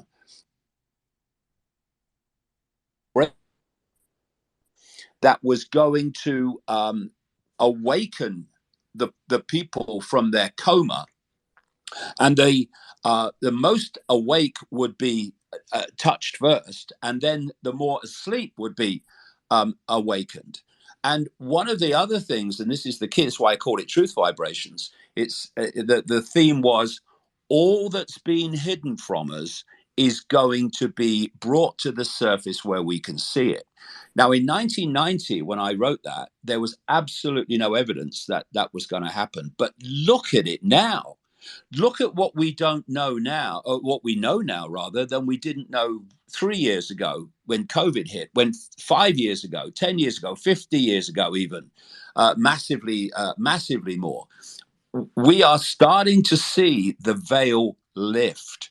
And as it lifts, more and more people will awaken to a new way of seeing themselves, a new self-identity of the I, and a new way of seeing what the world really is. And despite everything that's going on, I become more and more encouraged and confident that this house of cards is coming down. Because if you look at a dam, I think I might have said this a couple of weeks ago, if you look at a dam, it can take a very long time for the water to put pressure on the dam to see cracks appear. But from the time the cracks appear to the time the dam comes down can be very, very short. And we are holding this matrix together by our belief in it, by our taking it seriously, if you like. And when we start to see it for what it is, we take that power away and it starts to unravel. We live in a great, great time, and we are going to see this come down. David, if I may speak on that great time. The awakening, it's happening right now. I believe that the souls incarnating now have chosen to do so for a very, very special reason. Just like you said, the contrast between 1990 and now. I mean, I wasn't alive in 1990, but I can only imagine, we are headed deeper into the age of Aquarius. So the internet being able to make this possible, where we're leaving the Piscean age, we're leaving the age of the middleman, of, just obeying blindly to authority. We're leaving the age of the institution and entering the age of information, the age of enlightenment, the age of self-awakening, the age of the I am realization. There is a mass increase of consciousness happening right now, a mass awakening. And really, the way that we win is by realizing who it is we actually are, by rejecting the limitations given to us, because truly the only limitations we actually have are the ones that you accept. And the way we win is realizing, as David so elegantly previously put it, of who you are, which is a state of eternal awareness, of pure consciousness, of a point of attention within infinite reality. Dr. 22, that was beautifully said. I want to get to Sherry. She's had her hand up, and then Jake. Let me just say real quick, the Aquarius age started on September 11th. That's why so many people have been waking up since then. And Aquarius is also the 11th sign. The synchronicity matches. Go ahead. Sherry. Hi, it's actually Cheryl, but that's okay. My family calls me Sherry. No, that's totally okay. And Jake, if you wanted to go further, you totally can. You can have my spot if you want. I just wanted to say something really quickly. So do you want to continue with that? I think you were speaking. No, go ahead. I remember what I said. Anyway, God, I'm loving this so much. And Derek, I've asked this question before. You've been on, Jake, you've heard this question. But I'm going to rephrase it a little bit differently. I don't think you've ever heard me ask this question, but okay. So, God love you for being awake for so long. I've been awake for 11 years now, and totally changed everything. And I'm actually seeing people waking up in droves. I mean, I think we started noticing it on a global level, and that's why it's called the Great Awakening. So I wanted to know, just from a Derek, from a standpoint from the entertainment industry, my initial question was, we are messing with them, right? Like the elites, like they didn't expect us to start waking up, and hence why Google has now, censored most videos that we could look at before, or real information. Sorry, that's my dog. But I feel like we are definitely waking up, and they didn't anticipate it. They thought we were just going to be dumb sheep and follow what they had. But again, we kind of evolved, and I really do think that they are like freaking out, that, for lack of a better term. So, for example, like in the entertainment industry, are they promoting, like, I'm just thinking of like the halftime shows, like at the NFL, like with Rihanna, the satanic symbolism. I mean, that's just like skyrocketed. So are they like, what is the race? Is the race to try to get as many people on board with them, or is the race to, or is it a definite cry of desperation, right? Are they trying to subvert us from, waking other people up, if that makes any sense? I mean, like, let's take Stephen King, for example. He's been having meltdowns, like literal, the desperation in these elites, these, evil people, their posts and their verbiage. I'm sorry, I kind of laugh at it, because I'm kind of like, yeah, you're screwed. You know that the jig is up, basically. So I'm just wondering if you're seeing that as well. Whomever, I mean, but Derek, I've asked you this before, so, but anybody can answer. I don't mind. David, you can totally answer. I would just like to say that everything is yin yang.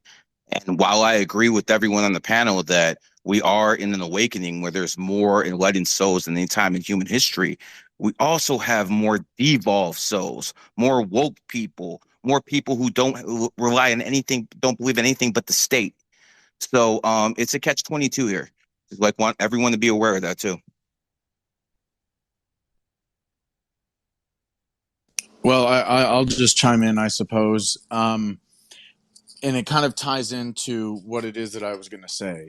So let's start with when we talk about like the changing of the collective consciousness and the collection of all this negative energy, I think what we need to learn how to do is put some definitions, or put some labels on these things for which we have the definitions. There's something called egregores.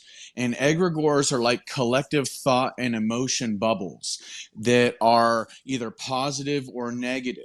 And so these egregores end up manifesting within the vortexes, on the ley lines, etc. And then they get plugged into the grid system for either the raising or the lowering of our collective consciousness. And a lot of the time when these less than 1%ers are doing these rituals, they are doing so to manifest an egregore. Now, what's interesting about this is that after the 9/11 terrorist attacks in 2021, or should I say after the attacks on 9/11 2001, there was a ritual done 11 days, Gary, I think you'll find this interesting. 11 days afterward, there was a ritual done at the Masonic Lodge a couple of blocks away from where these attacks occurred, where the towers went down. And it was a satanic ritual to absorb the energy, the egregore. It was done to absorb all that energy into the bodies of these Luciferian satanic Masons. Now, that being said, coming back to what David was talking about, the great I am, the observer, etc. In quantum physics, they've basically found what they call God, and they call it non-local consciousness. And they say basically it's that humanity and our bodies are like antenna for this consciousness. That consciousness is not produced inside of the brain, but rather it is an intrinsic part of the universe itself, built into the very fabric of all things. And we are just a sender, a transmitter, a sender and a receiver for non-local consciousness, all the way down to a DNA level, the antenna on the DNA, etc. Now, that being said, I think it's important that we remember cymatics. Now, cymatics, for those of you that don't know the term, cymatics is, I'm sure you've seen the videos where you have like grains of like sand or salt or rice on a speaker or on a metal plate, and then they channel sound through the metal plate or through the speaker, and then it causes the sand or the grains of rice to form a pattern. And the higher the frequency, the more complex the pattern, because more energy is being channeled through the speaker or through the metal plate. Now, the lower the frequency, then the more simple the pattern. And this is where we get into like censorship and stuff like that, because there's less energy, less information being channeled through the metal plate or the speaker. Now, if we're going to graft all of this stuff onto what it is that I'm saying and what it is that we're all talking about, we are antenna for non-local consciousness and energy to be channeled through our bodies and through this feedback loop of light and information. And in this sense, the earth is almost like the speaker. The electromagnetic field that surrounds the earth is the frequency, and humanity, our civilizations, all life on the planet are like the grains of rice on the speaker being moved around based on this frequency. So as we move into the age of Aquarius, our frequency is heightening, which means that there is going to be a lot more information that is available to us, which means that the old ways, the old systems during the age of Pisces and all the other ages prior is going to fall away. All of that information is going to be factored into this new age, and we are going to awaken, which also means that there's going to be massive amounts of positive egregores, positive high frequency thought and emotion bubbles that are created on the planet.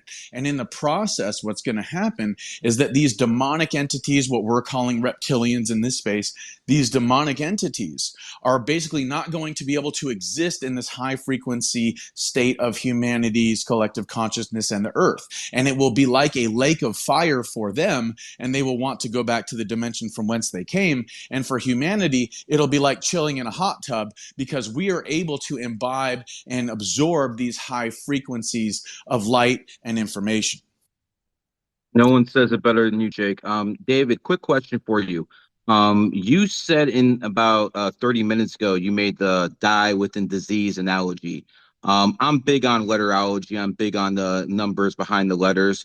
What is your take on the word alien? And if you take the A off the top and the N off the bottom and has the word lie in it, what is your take off that? Well, in terms of alien, I don't like using the word alien, funnily enough. I use the term non-human because, we've got a human body which we perceive to be who we are in the human world. And then we talk about aliens, which are basically not of this world. And, alien kind of, to me, gives connotations of being apart, when actually, ultimately, we're all expressions of the same consciousness. So I don't like using the word alien. I prefer non-human. But the thing that Jake was talking about just then, I'd love to have a chat with you sometime at length, Jake, because we obviously see the world very, very closely the same.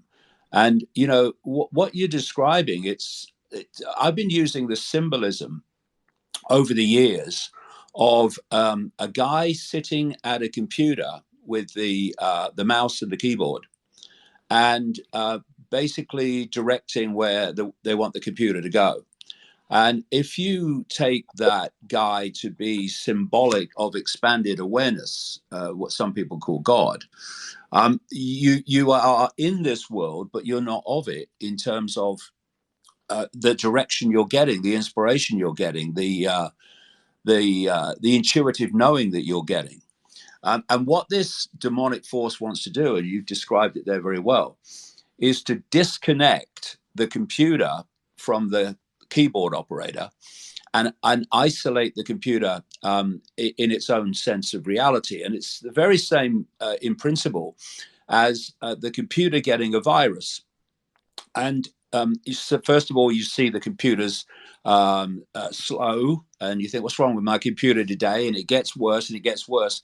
And eventually the virus takes over the computer and starts dictating where the computer will go and where it won't go. And the guy at the keyboard is banging the mouse and banging the keyboard.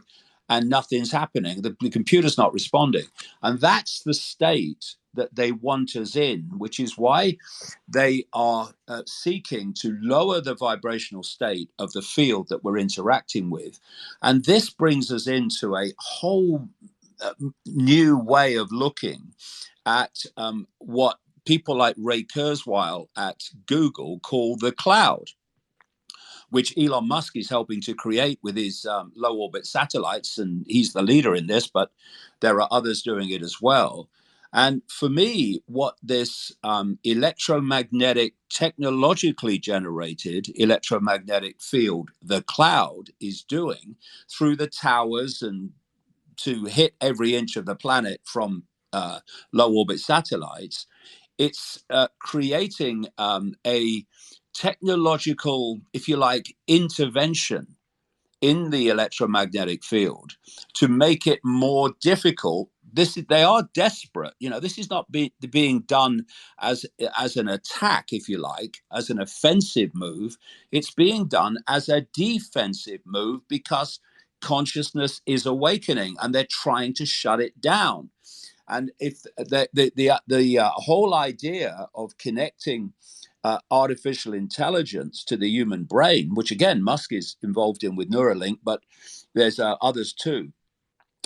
It's to do with giving us a technologically generated mission control, whereby we can be fed information from the cloud through this AI connection.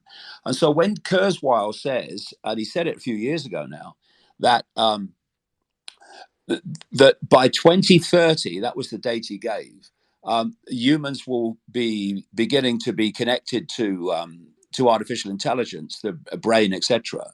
And he said that once this connection is made, AI will do more and more of human thinking until human thinking is basically negligible as we know it now. And this is part of this creating a technological barrier between, if you like, incarnate consciousness, for want of a term, and expanded awareness, so that we get cut off from that. And it's this awakening which is expanding back to connection to the guy with the mouse and the keyboard that they're terrified of. And that's why they're terrified of awakening. And that's why they're involved in this mass censorship to try to head that off. They're terrified of what's going on. That's the point. And so they should be. Yes, and I want you to know I have come to very many of the same conclusions in my shamanic voyages. And this is part of the reason why they have built these Capitol buildings and stuff on electromagnetic ley lines, because what they're attempting to do is use law or words or code to end up dictating our thoughts, our emotions, what we can buy, what we can sell. And similar to how it is that a computer virus, which is basically a bad code or a bad algorithm, ends up redirecting the energy or the electricity moving through the circuit board to less than 1% of the computer circuit board. What is being done through this bad code that is being pushed in these buildings that we are calling capitals is that they are using this legal code to end up redirecting all of our energy, our time, our work, our resources, everything, our currency to less than 1% of the population. And it's also, like you said, creating this global infrastructure where they control our communication through controlling the cloud. And they cut us off from source consciousness, from non-local consciousness. They create an infrastructure that almost acts like an electromagnetic prison of sorts for our minds. And in the process, AI ends up becoming one of the dominant forces on the planet. And AI is like a parasitic entity. It's not human. It's not a insect. It's not a fungus. It's not a plant. It's not, a reptile or a amphibian or a mammal. It is a foreign entity. And we, similar to how parasites are able to get into the minds of organisms and redirect their behavior so it can perpetuate the life of the parasite, we are being redirected to destroy our ecosystems and to pollute our ecosystems, to pollute our minds and our bodies with all of these chemicals, with all these electromagnetic frequencies, to build this infrastructure for which the legal system is there to reinforce and ensure that humanity doesn't breach beyond this electromagnetic veil that is being created for humanity. And I would love to get in contact with you. It would be my honor, David. So feel free to reach out in whatever way you see fit, whether it be through Twitter DM or through email. I believe I just did a show with your son. So if you want, you can get in touch with me that way. That would be great, mate, because obviously your travels into the unseen and what I've been writing about have tremendous points of common agreement. Let me ask both of you guys a question, because you are very similar in your thinking of the outcome. I keep hearing that the veil is about to be unlifted. The people who are in positions of power are going to lose. My question is this: there's spirituality, and then there's the. You cut out, Gary.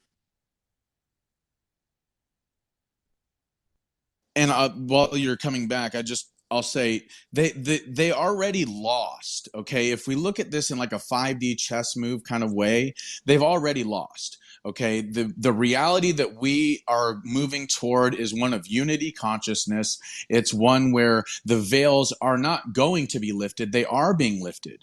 The fact of the matter is, the world isn't getting worse; it has been this bad. What's happening is that the truth of national and global corruption is becoming so obvious at this point that it's undeniable. This is the apocalypse, which just means lifting the veil, or the big reveal of that which is unseen. And I actually, I do a show called the Occult Apocalypse Show on Rumble, where we talk about this, because this is the occult apocalypse. Occult just means unseen, and apocalypse just means lifting the veil. So the veil is being lifted on everything that has been unseen, and at this point it's undeniable, and that is the shift in consciousness that's taking place. Now, really quick, one of the things that I've kind of failed to mention earlier is that when you transition from in cymatics, when you transition from one frequency to another, from a low frequency to a high frequency, there is a short period of time in between this transition period from one pattern to another where there is no discernible pattern on the speaker or on the metal plate. And we are going through that period of time as we transition from one frequency to another, where there is no discernible pattern. There is what appears to be chaos, but it is actually order, because we are being moved like grains of rice on the speaker from one pattern to another, where more energy is being channeled through our minds, through our bodies. The collective consciousness is raising, and all of these old systems that have been used to control us in our collective consciousness and us as individuals are falling away. Yeah, if I could just say, I came across cymatics back in the 1990s, and it was a real eye-opener to see it.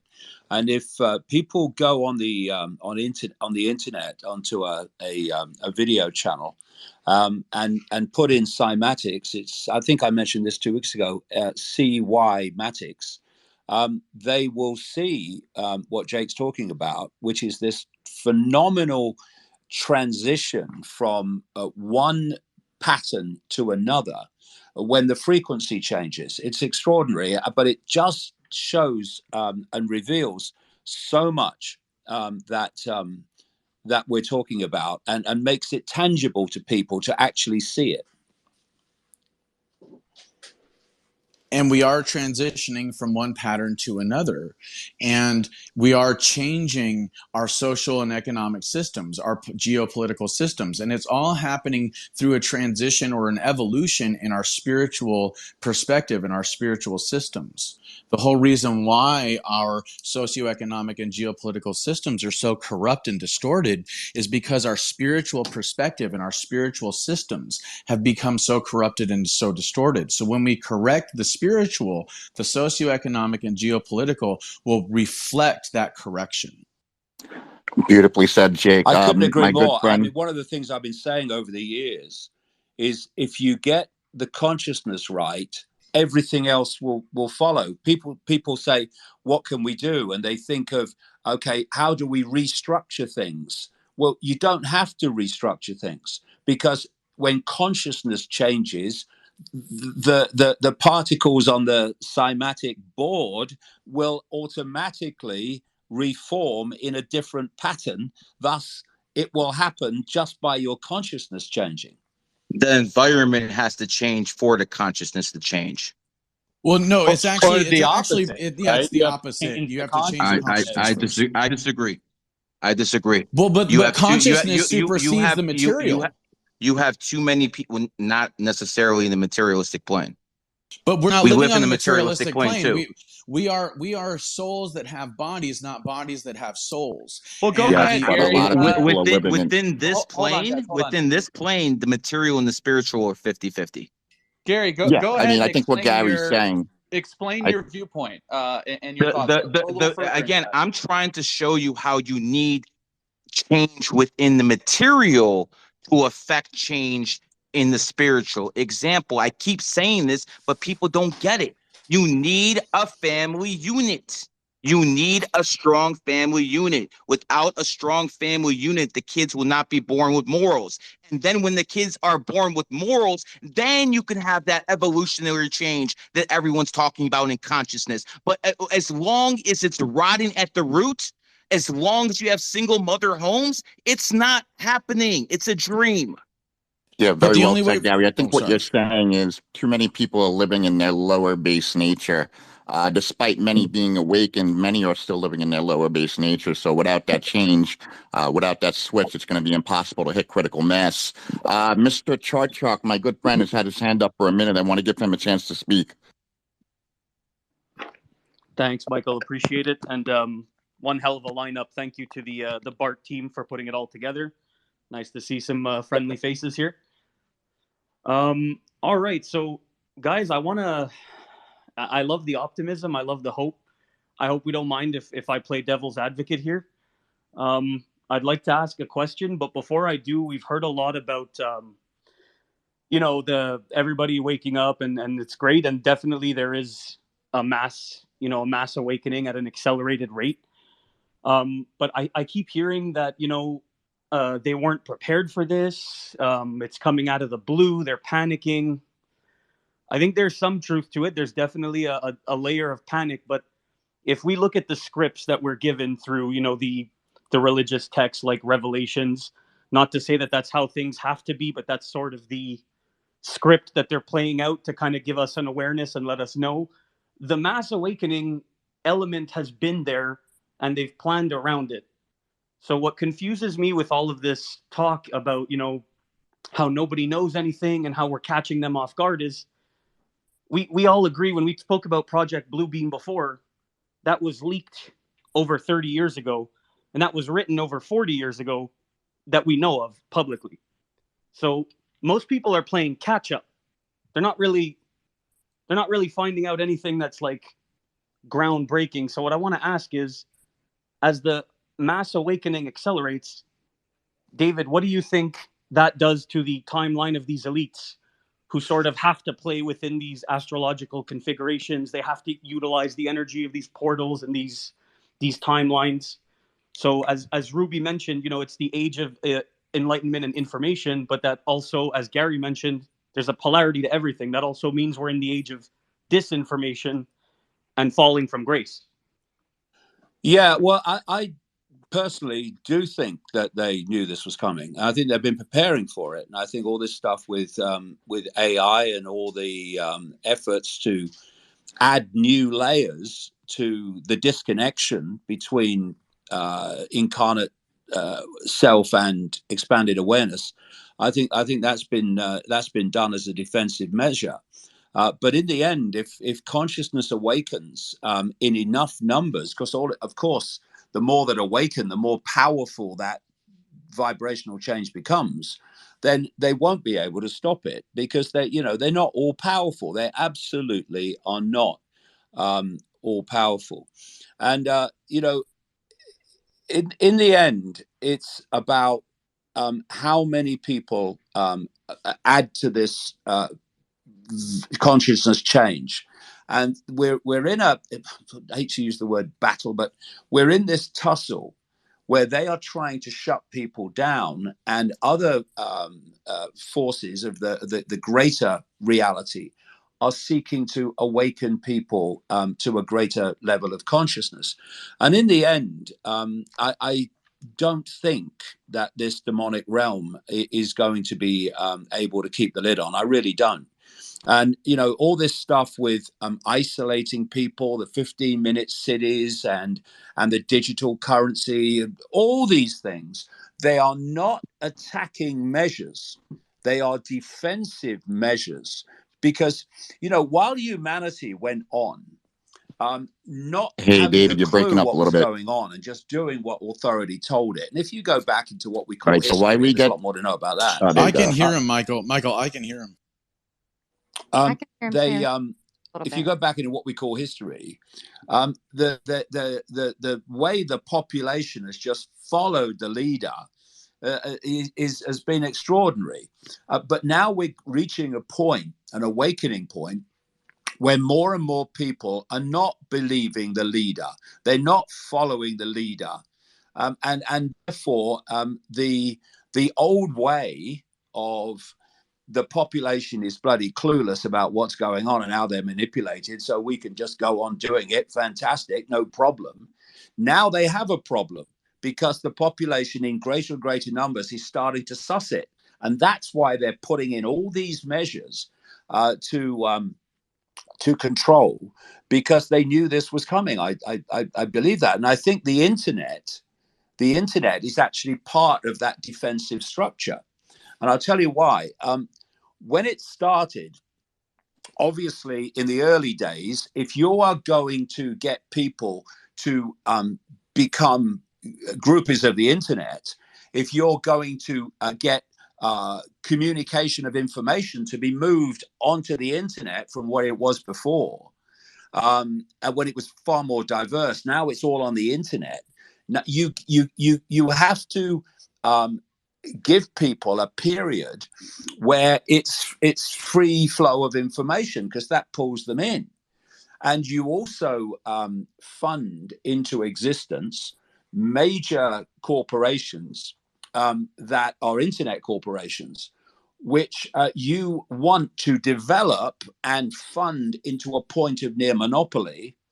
And once you've got the vast majority of people, and we're there now big time, who are getting all their information from the internet, and you've got these major corporations, be it Facebook, Amazon, Google, YouTube, that are dominating that flow of information.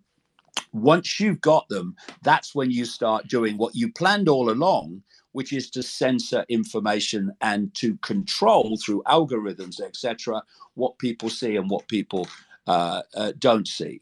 And so I think that, and the idea is to connect not just endless devices, what we call the Internet of Things, to the internet. So the internet is controlling them. Who controls the internet is controlling them. You also want to connect the human mind, the human brain, to the internet. So you go beyond the Internet of Things, which we've seen develop massively in recent years, to the Internet of Everything, which includes the human mind. That's the cloud. That's that part of it. So the internet is part of this, although there's some wonderful aspects to it. They can't stop all of them. But the basic premise is we get all the information on the internet, and we control the internet. So we then control what information people see and people don't see. And by connecting the human brain to basically the internet via AI, we create this hive mind in which we can feed perception into everybody via the AI connection. And I think this has been created because they knew this was coming. They are desperate to stop this awakening happening. But I don't think ultimately they will be able to. And that's Hey, why David, I think. I'm sorry. It's okay. I actually have a question too, and I wanna tail back on Damiano and play devil's advocate. We actually have Donnie Darko in the audience, and even though I don't agree with what he says on some terms, he has a more religious bent towards what's going on. But he brings up a point that they did see this coming. They are preparing, and there is both a light and dark side that is deceptive. And I think we have to consider that. What are your thoughts on that? Sorry, just before we go in, Michael. Yeah. Right after that, I did have a follow up, and then I'll step down to let everyone go. But I do think Absolutely. it's important, and it's going to tie into what you're saying. So just to keep it in mind after. Go for it. I'd like to let David speak first, though. Okay, But yes. just answer one at a time. Absolutely. Fellow GG33 member, brother. Yeah, well, the bad news is my internet went down. I didn't hear from basically the time I stopped speaking to now. So okay, I don't know what I'm Damiano, answering. repeat. Damiano, maybe repeat your question, and then I'll go into mine. So yeah, my question, David, is going in tune with the script and a bit about the project Blue Beam. You mentioned they're shifting the narrative now. What was suppressed and ridiculed for almost a century is now being pushed at an accelerated rate. And I want to say, I think one of the ultimate tests, and I'd like your thoughts on this, is it's very easy to ascend, quote unquote. It's much easier to be spiritual in a calm and controlled state where you can actively manage and align your spirit with your mental and your physical. So my question is when they do attempt this attack, and they will at some point, this blue beam effort, it's very obvious that it can't only be holograms in the sky. They will actively turn weapons against the people, whether it be the directed energy weapons, that they use for the wildfires, or what I think they'll release the beasts of their Revelation script with their years of genetic engineering. What do you think will happen when this occurs, and we see a level of fear? Because equally as the awakening is happening on a collective scale, they need a collective level of fear to basically take this to the next level. And to do that, the regular wars and what we have now is not going to be anywhere near enough. So my real question is how do you think they're going to get people to try and buy this? And what is the solution in your mind to when this does occur? What should people remember when this event does occur? Because does seem to be tying into the grand scheme of taking us to the New World Order. Well, obviously, what they want is a terrified population, because then we'll be generating the very energy that they feed off. We'll be feeding that energy into the field we're interacting with, so its vibration falls as a result, and that's what they want. That's why fear is their currency of control. Look out through history, look around the world today. It's fear that is the way they are in servitude. And the awakening, it's different levels of awakening. You can awaken to the political level of manipulation and all that stuff, and then you can even awaken to the spiritual level. But the spiritual level has to move from just being a concept and being an awareness of how things work to actually you becoming that spirit, so that you're observing the world from that spiritual state of understanding that what we are is consciousness, and that anything that's happening in the so-called physical world is just an experience. It's not who we are, it's what we're experiencing. And if you can reach that level, and that's where this awakening needs to go, and I'm not saying there aren't going to be enormous challenges. I'm not saying that this thing's coming down tomorrow. I'm not saying that. I'm saying the way that this awakening is happening and expanding, we're moving towards the point where this house of cards can come down because we stop holding it together. But it's reaching that point where you completely and utterly redefine your self-identity.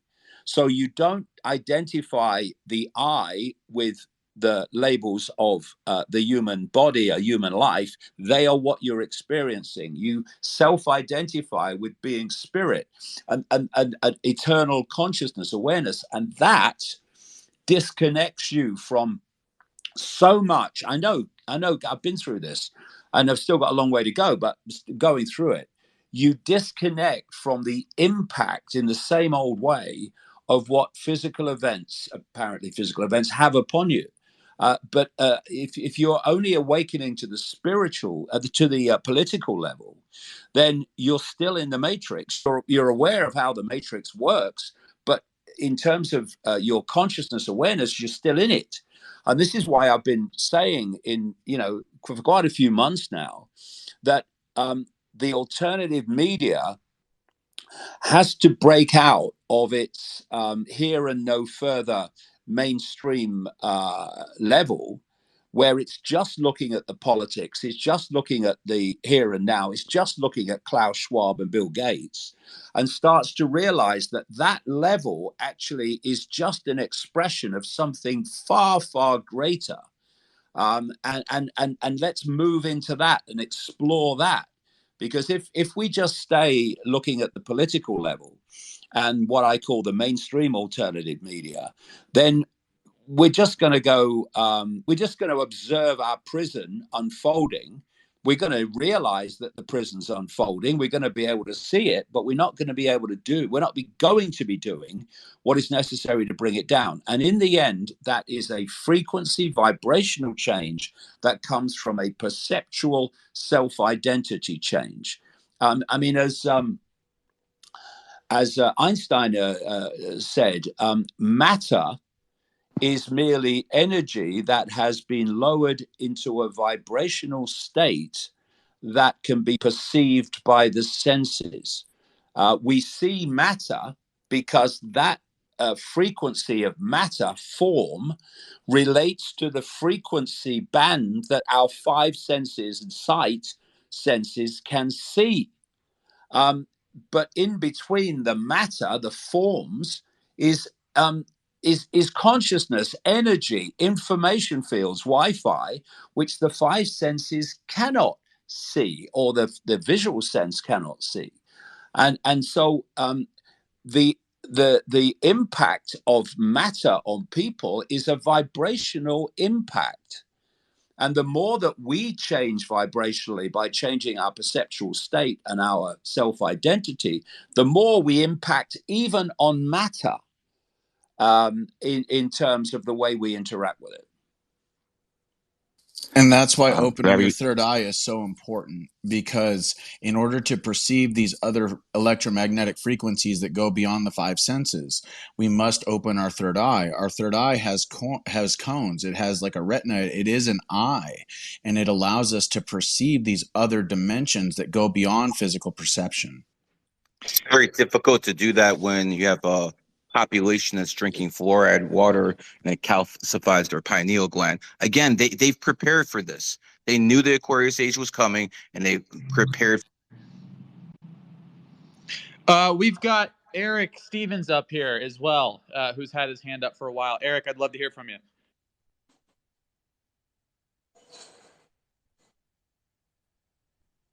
Can you guys hear me? Loud and clear, bro. Perfect. Yeah, thanks for having me up.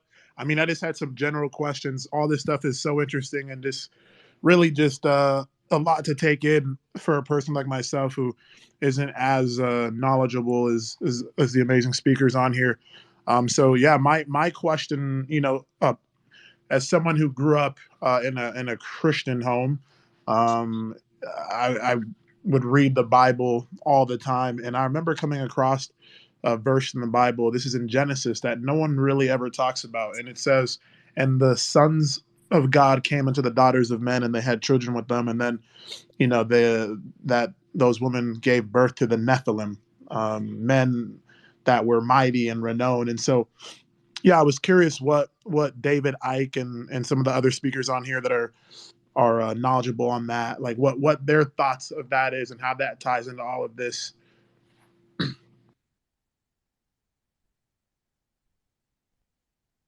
The Bible Well, is a very coded book. That's all I'll say. Don't take it literally. There's a lot of hidden codes in there. The fact that Jesus died at 33 is one of them. 33 is the number of influence, and Jesus is the most famous dead man in the world.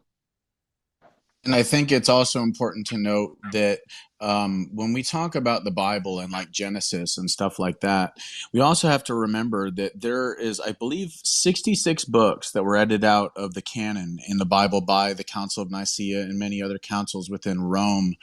I also think it's important to note that things like the Book of Enoch, the Book of Jashar, and stuff like that, these things were edited out. And it's because the perspective that they lend to humanity is, in many cases, far more complex and more interesting, I think, than the canon that we're dealing with. And the Roman Empire, let us not forget, converted to quote unquote Christianity because Christianity was tearing the Roman Empire apart. So that's when they grafted all of these pagan holidays and stuff onto the Christian philosophy so that they could maintain the empire and so that they could control the minds of humanity.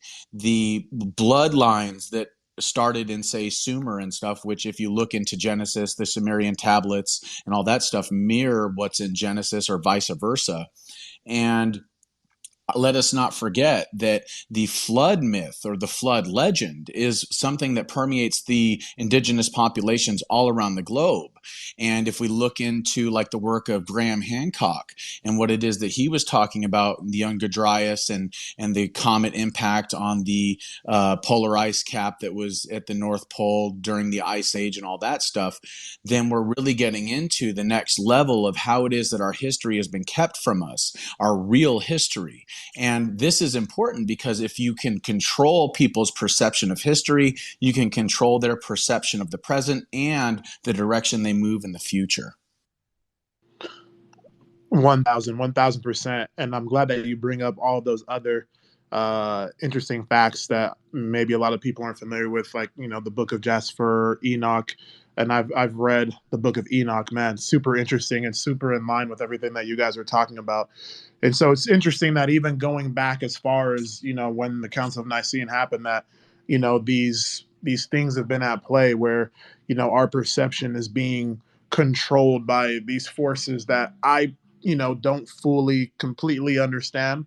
Um, yeah, and I wonder, I mean, as someone that has seen what I believe to be unidentified flying objects, you know, I forget who it was that talked about Project Bluebeam. So for all I know, maybe they were holograms, but I've been seeing those since I was younger. And I sometimes ask myself, at one point, I was actually in a car with three individuals, and there were these unidentified flying objects literally in the sky, and I'm looking at it, and I tell the people in the car, I said, look at that. It was actually two girls who were on their way to the party, and they literally looked at it and they just could not perceive it, even though, you know, we're literally staring right at it. So I wonder, like, you know, why is it that I was able to see that, and or, you know, like, yeah, I mean, what are your Well, thoughts? look at it like this. I But personally, out on the hold on. I when the personally believe. Mesoamericans were on the coast of when the Aztecs or the Mayans saw the ships of the Spaniards, they could not perceive them because they didn't know what they were. It was only the shaman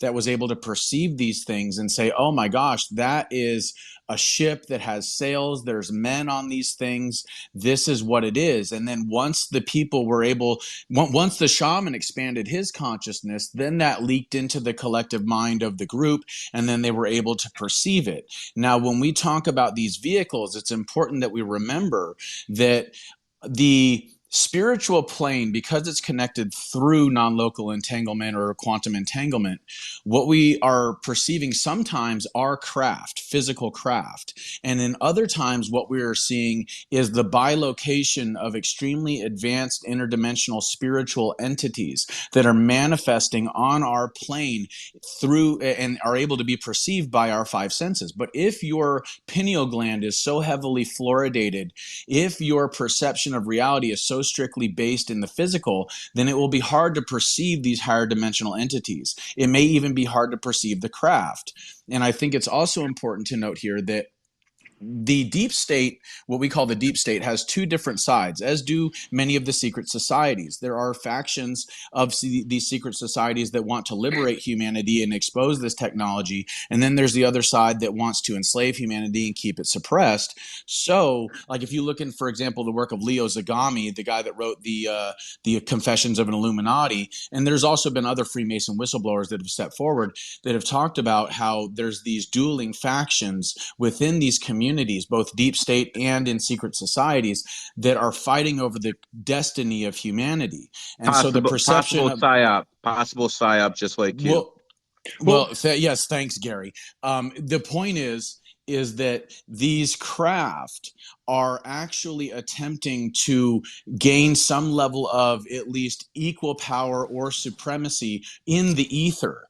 And these entities, like what David was saying, the higher level entities, like positive beings that are attempting to help and aid humanity's ascension, these individuals are the ones that these lower level entities that are trying to create these craft to compete, these lower levels of the deep state, they're trying to create these craft so they can compete in the ether.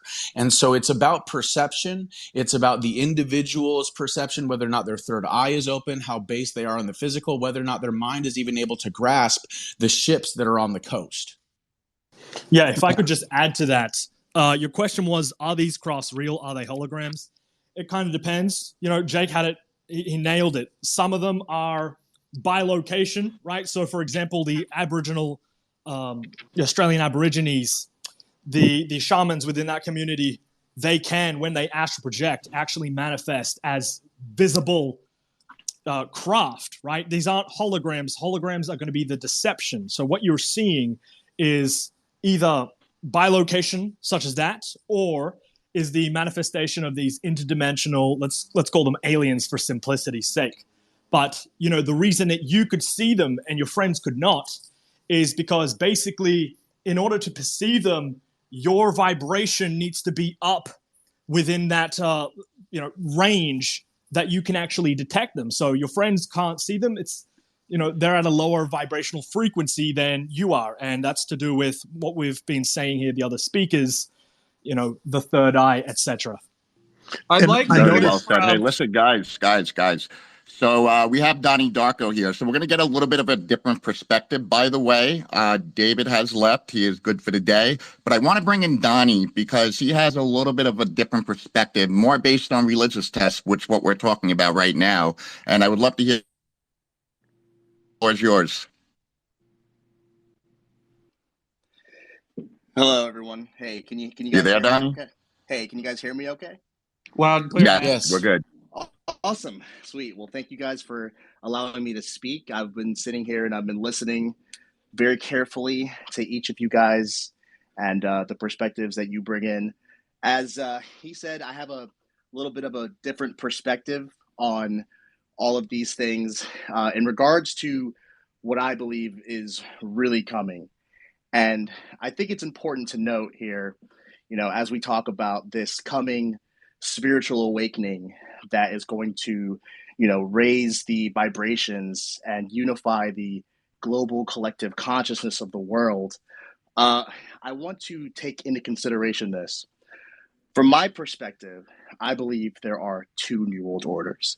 There's the real one, and then there's the fake counterfeit New World Order that is being promoted and talked about amongst a lot of the new age type of truthers and people of alternative sides of thinking.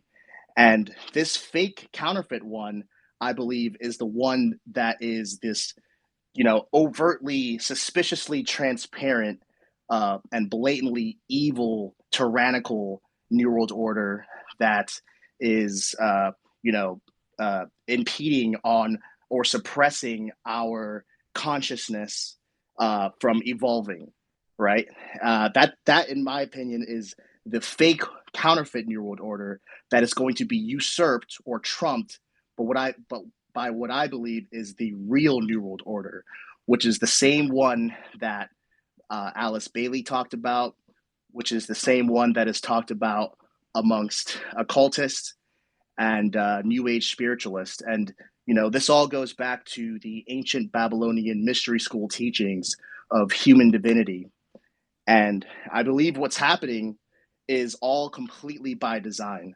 I mean, if you look at just how suspiciously transparent this current system is about their evil oppression and tyranny, I think this is all by design to get the world to quote unquote awaken to the darkness, so that way we may be led into the light, which is what I call the false light of Lucifer. Remember that in the occult, Lucifer is called the light bearer.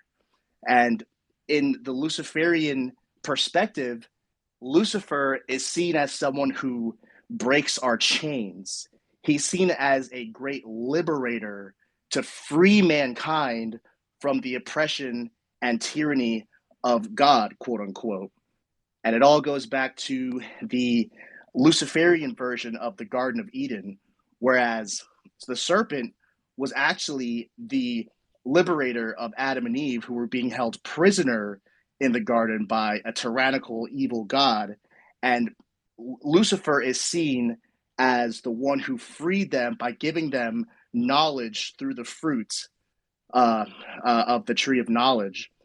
And I think that, people who are listening, I want you to take into deep consideration that, according to the Bible, Satan is, he masquerades as an angel of light, right? Satan doesn't come up to us as this obviously evil, two-horned, red-skinned devil, who is just in our face evil. No, he masquerades as an angel of light. He appears to us as everything we want to be.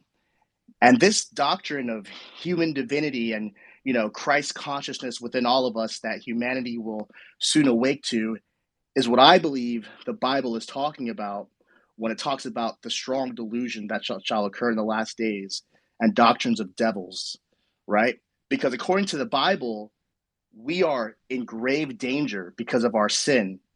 And it is only through the true light of Jesus Christ that we may be free from that.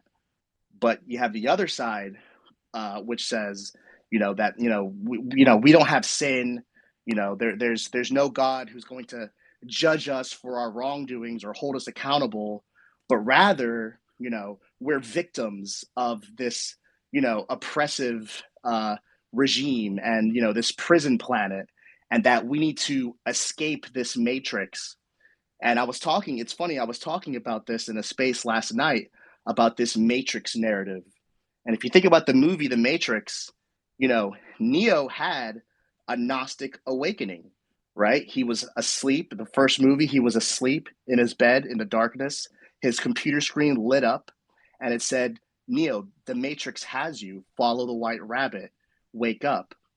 And Neo did follow the white rabbit. He went down the rabbit hole, which is a reference to Alice in Wonderland, where she followed the white rabbit down the rabbit hole into discovering her true power, into discovering her true destiny of overthrowing the tyranny of the queen.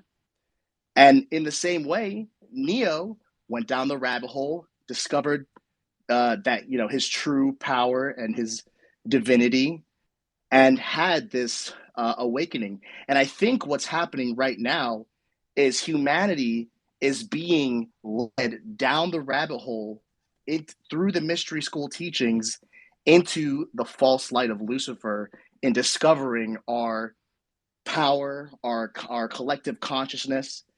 And I think that what's happening is exactly what the Bible warns us about. And the only way out isn't through, some kind of global consciousness shift, but rather through the liberating light of Jesus Christ, who died on the cross to suffer for the sins that we deserve to be held accountable for. I mean, for every Christian that says that, you have a Muslim that says the same thing about Muhammad and other religions that say the same thing about others. Here's what it comes down to, man. If you have a high enough IQ, you know the difference between right and wrong.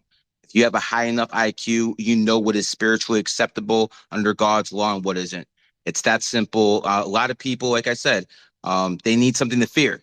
They need something to fear. If that's what keeps people in check, so be it. But there are people of higher consciousness, as I'm believing many people in this room are, and they can just do the right thing because they have a soul, and souls basically understand what's morally correct and what isn't. Some people need a book, others don't.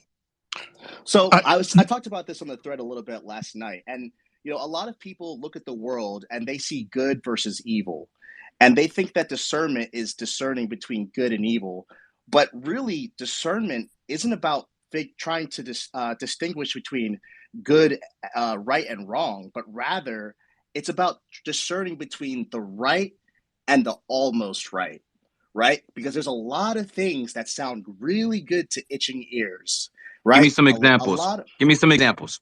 I'll give you a perfect example. Everything that has been talked about in this space so far. It sounds good to hear that we are divine. It sounds good to hear that humanity is going through this spiritual evolution, that we are going up and up and up. It sounds good that we are without sin, that we are not to be held accountable for our actions. I don't think any of the speakers said anything about not being held accountable for sin. They just basically said we're rising up spiritually. So the first part was correct. I'm not too sure about the second one. Right. Well, the reason I say that is because it all goes back to the doctrine of human divinity, right? It all goes back to the Well, the doctrine of human divinity is biblical. Well, not quite exactly, right? Well, quite exactly. Know ye not that ye are the temple of God, and the Spirit of God dwelleth in you. But was he Corinthians 3:16. Right. But the context is very important here, right? Was he talking to the unbelieving world, those who are without the Holy Spirit, or was he talking to born again people in the Spirit? I tend to agree, Donnie. I think sometimes this you speak on like the spirit and the doctrine of Luciferian. I think, I don't know if you mentioned this. I don't know if you said it or if you said it in a tweet, but I'm under the thought process that the darkest lie is 99.9% true. I don't know if you said that or if you tweeted that. I thought I saw it come from you somewhere. Yeah, I did say that. Yeah. But I do, and just, this is just my personal opinion, but I am under the same thought process as you, as well as, the scriptures can be, context is key. And you can take a lot of those scriptures and you can twist them. You can, the original lie from the serpent was ye shall be as gods, right? So that's just kind of what I had to add in. Mm-hmm. So yeah, I find it very interesting that in astrology, snake is the wisest sign, and some of the most loyal people I've met are born in the year of the snake. See, the thing is, the Bible has been rewritten so many times. Rewritten and rewritten and rewritten. So that's the fact. So when people quote the Bible, it's like, which episode of the Bible are you referring to? Well, hold on. Let me just finish. It comes down to this. Knowledge is never a bad thing. What is more likely when you talk about all these occult divinations and stuff like that is the people in positions of power wanted to keep that knowledge for themselves. They know information leaks like water, so they would put it in the Bible, in the Quran. Oh, don't use numerology, don't use astrology. Yet the Bible and the Quran are filled with numbers. That tells you everything you need to know. I'm glad that you bring up astrology, and firstly, Donnie, I know that if the Bible was changed, that would actually be the easiest thing in the world to prove, right? Because all you would need to do is show me a version of the Bible that says one thing, and then all you would need to do is show me an earlier version that says something completely different. Yeah, it didn't say Jews were the chosen people until 100 years ago. Hey, hold on, Gary. Let's let Donnie speak, and then I know Eric had some comments as well. Mm-hmm. See, a lot of people have this perception that the Bible has been translated from one translation, and then the next translation was translated from the other, like a game of phone. But that's simply not at all how the Bible was translated. And a lot of people who say this really don't understand how Bible translations work. But really quick, I just want to quickly, and then I'll get off of here, tell you what I think is coming and what I think we will see in the very near future. And that is that I believe right now, this is 2023, the year of the rabbit. And as I said earlier, the white rabbit, follow the white rabbit. Elon Musk tweeted that a couple months ago. And it all goes back to this matrix narrative of going down the rabbit hole and having this spiritual awakening. So what I think is happening right now is, with the suspicious transparency of how blatantly evil and wicked this current system is, I think that it is leading people into this spiritual awakening, because people are becoming more and more conscious of the blatant corruption and incompetency of the current system. And I believe this is by design. I don't think this is an accident. I think that the transparency is suspiciously blatant. And I think that through people, quote unquote, awakening or waking up to the corruption and incompetence of the current system, is leading people into this Gnostic awakening. So humanity is going to come together. They're going to realize that they've been lied to, and that they've been oppressed by, the elite and the powers that be. And humanity is going to come together and realize they are powerful, conscious beings, quote unquote, and they're going to have a global conscious rise in consciousness. And that is going to be the real beast kingdom. The real beast kingdom is not going to come as this obviously oppressive, tyrannical regime like this current system, right? Because remember, when in Revelation 17, when the beast comes, he's not initially waging war on the saints. He initially wages war on the harlot, which the Bible describes as a satanic stronghold. So the beast destroys the harlot. And I believe right now we are in the harlot system, which is the Talmudic Zionist New World Order that we see today. And I think with more and more people noticing and more people waking up to this by design, it is going to lead people into joining the beast's Gnostic rebellion against the harlot. It says in the Bible, the man of sin will not be revealed until the rebellion comes first, right? So, and we have to remember, Satan's endgame is not about world domination. He's already the lowercase g god of this world. His endgame is about initiating mankind into the mystery school teachings, exactly like what Lucifer did, the very first initiator did to Adam and Eve at the fall, which was tell them that God is a liar and that they can be as gods through knowledge, through gnosis. So, Donnie, just a question. I'm sorry. Donnie, Guys, just to let you know, I got to back out of the space. God love you. Thank you guys so much for the opportunity to speak. Gary, so much love to you. The Bart people, thank you so much. God bless you guys. Michael, thank you so much. Be well, my friend. And Jake, you're one of the best public speakers out there. God bless 33. Thanks, bro. Much love, guys, and God bless. Take it easy. Much Thank love. you, Jake. Donnie, I think you brought up some fantastic points, and I don't agree with you 100%. Like Gary said, knowledge could never be a bad thing. I do think that we have to keep our eyes open and be very aware of the game board. So I just wanted to bring you up and share your perspective. And does anyone else want to chime in? Yeah, I did. So, Donnie, you're saying that it's Satan's plan that the whole of worldwide is initiated into the mystery schools. I agree with Gary. I agree with Michael that knowledge itself cannot be evil, right? Gary himself initiates the common man into what was previously kept within the mystery schools. That is information on numerology, information on astrology, to make people more aware of energy and how they are being influenced. It cannot be evil. It can only be used for evil. That's the only way that it can be something bad or negative or harmful. But the information itself is neutral.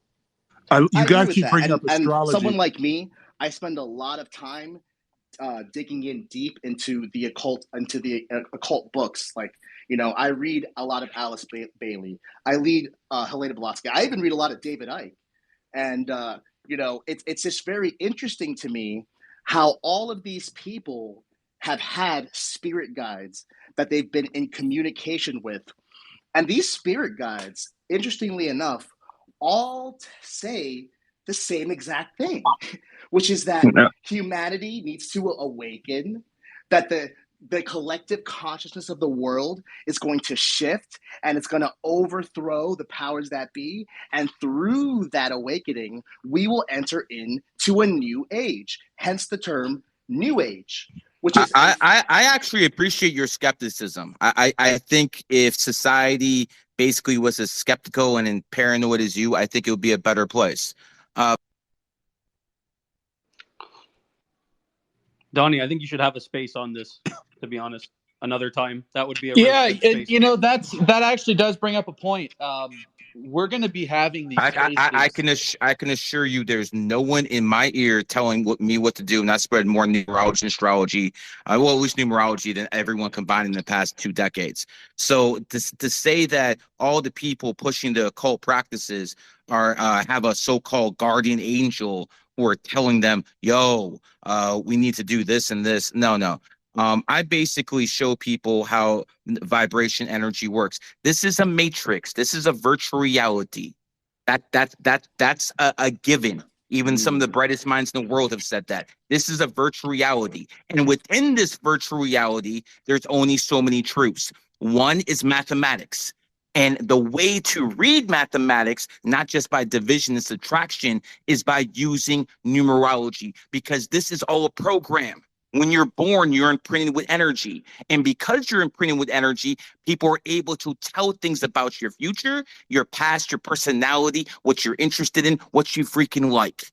And there is nothing negative about that. So I will push back on those connotations that this is negative. Now, can this be used for negativity? 100%. Which is why I make people sign non-disclosures before I teach them, which is why I make sure I interview people, because it's not only with great power comes great responsibility, it's also with great knowledge. But at the same time, I wouldn't let a 6-year-old drive a car because he could kill somebody. Same reasoning. That does not make it evil. Gary, as and you someone, know what? There's some truth as to someone what you who said, studied because astrology interestingly for a enough, long time, I use a All right, guys, let's keep some order here. Just getting a little out of hand here. I know Reptile has had his hand up for a while. Reptile, go ahead. Do you know what's funny? At the end of the day, it doesn't matter if you believe in reptilians or you don't. Part of this big awakening as well is the realization about, satanic ritual abuse, the mind control, just how extensive all this pedophilia garbage is. And I'm going to add in the COVID vaccine, all these false flags. So regardless whether you want to call them demons, reptilians, whatever the hell this thing is, we have an enemy. There is something out there. We can't quite see it. We can't put our finger on it. Satan, devil, archons, jinn, whatever you want to call them, they do exist. And David's went right down the rabbit hole. And when he's spoken to these people who have been at these highest end satanic rituals, the same damn story shows up every time, that they actually turn into these reptilian-like creatures. It's true. It's true. And even, kind of coming from what Donnie was saying, from more of a scriptural perspective, Satan in the Garden of Eden was reptile, right? Was reptilian. It was a snake. So I personally, I see a lot of dots connect there. Let's go to Eric. my question's a pretty stupid one, probably. I never really paid attention to astrology at all, but I've heard on this conversation people talk about the age of Aquarius, and I guess the only reason that's significant to me is because I am an Aquarius. So I was wondering, what does that stuff matter, and how does that play into things? Your sign and all of that stuff. Whoever wants to answer, I'm not that's not my knowledge of expertise, whether Dr. 22, Gary, whoever wants to answer that. I'm not sure. Yeah, go Gary ahead, would Ruby. be better to ask. Yeah. Gary, go ahead. What's the exact question? Now, repeat it, please. The question is, being an Aquarius, does he have any particular advantage being in the age of Aquarius? Yes, 100%, because Aquariuses are the 11th sign, and we're right now in the age of Aquarius, again, which signified 9/11. The Twin Towers look like an 11 side by side. It happened on 11, and they all signify that for a reason, because, yes, 100% Aquariuses have a much easier time. I think we have the highest highest percentage now of billionaires who have been Aquariuses than at any time in human history. And that's not an Aquarius thing. They're usually not at the top. It's usually Capricorns or Tauruses or the top of the food chain when it comes to billionaires or the richest people. Now we have Aquarius. The richest man I know, obviously Elon Musk has more, but the richest man I know is an Aquarius, and he's worth a lot, $11 billion. So when it comes down to it, it's all energy. It's like your energy's tapped in. Like, for instance, David, if you're listening right now, you're born 1952, the year of the dragon. Next year is when you're supposed to go hard. Next year's 2024, the year of the dragon. The energy will be more with you to give you a way to look at it in human perspective.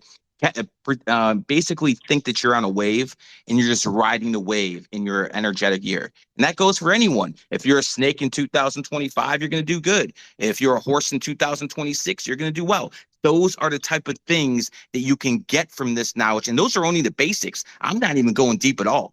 When it comes down to it, it's very simple. If you go with your energy, it's like going with the flow of the river. If you go against your energy, well, it's going to lead to problems. Again, one example, and I'll just move on. Russia was founded in 1991, year of the goat. NATO was founded in 1949, year of the ox. Ox and goats are enemy signs. Guess what? They're in war in Ukraine. There's many examples of this time after time after time. This is a system that people need to learn, because if you learn this, you can better navigate your life. It's that simple. If you want to believe in a higher power, go ahead. I personally believe in a higher power. I'm a little bit different than most people, though. I don't pray. I believe I'm here to serve. I don't actually pray. So again, it's a little bit different with me, but I do emphasize that all the people who are 11s, 22s, 33s, you're the ones who are basically required to step up. And if you want some kind of spiritual awakening, it's got to start with those people. There's no other chance. Very well said, Gary. And as an 11, I take that very, very seriously, as you see on my account. But I just want to say one thing, guys, before we get to Damiano and Hasi. Once again, if you like what we do here at Bartcoin, once again, this is an idea. This is a movement. And if you like what you see, take a look at the coin and help us build our ecosystem. We have big plans for this, and it all starts with the community. So, Damiano, you're up next. May I interrupt just to tag on just very quickly? Yes, Ruby, go. Yeah.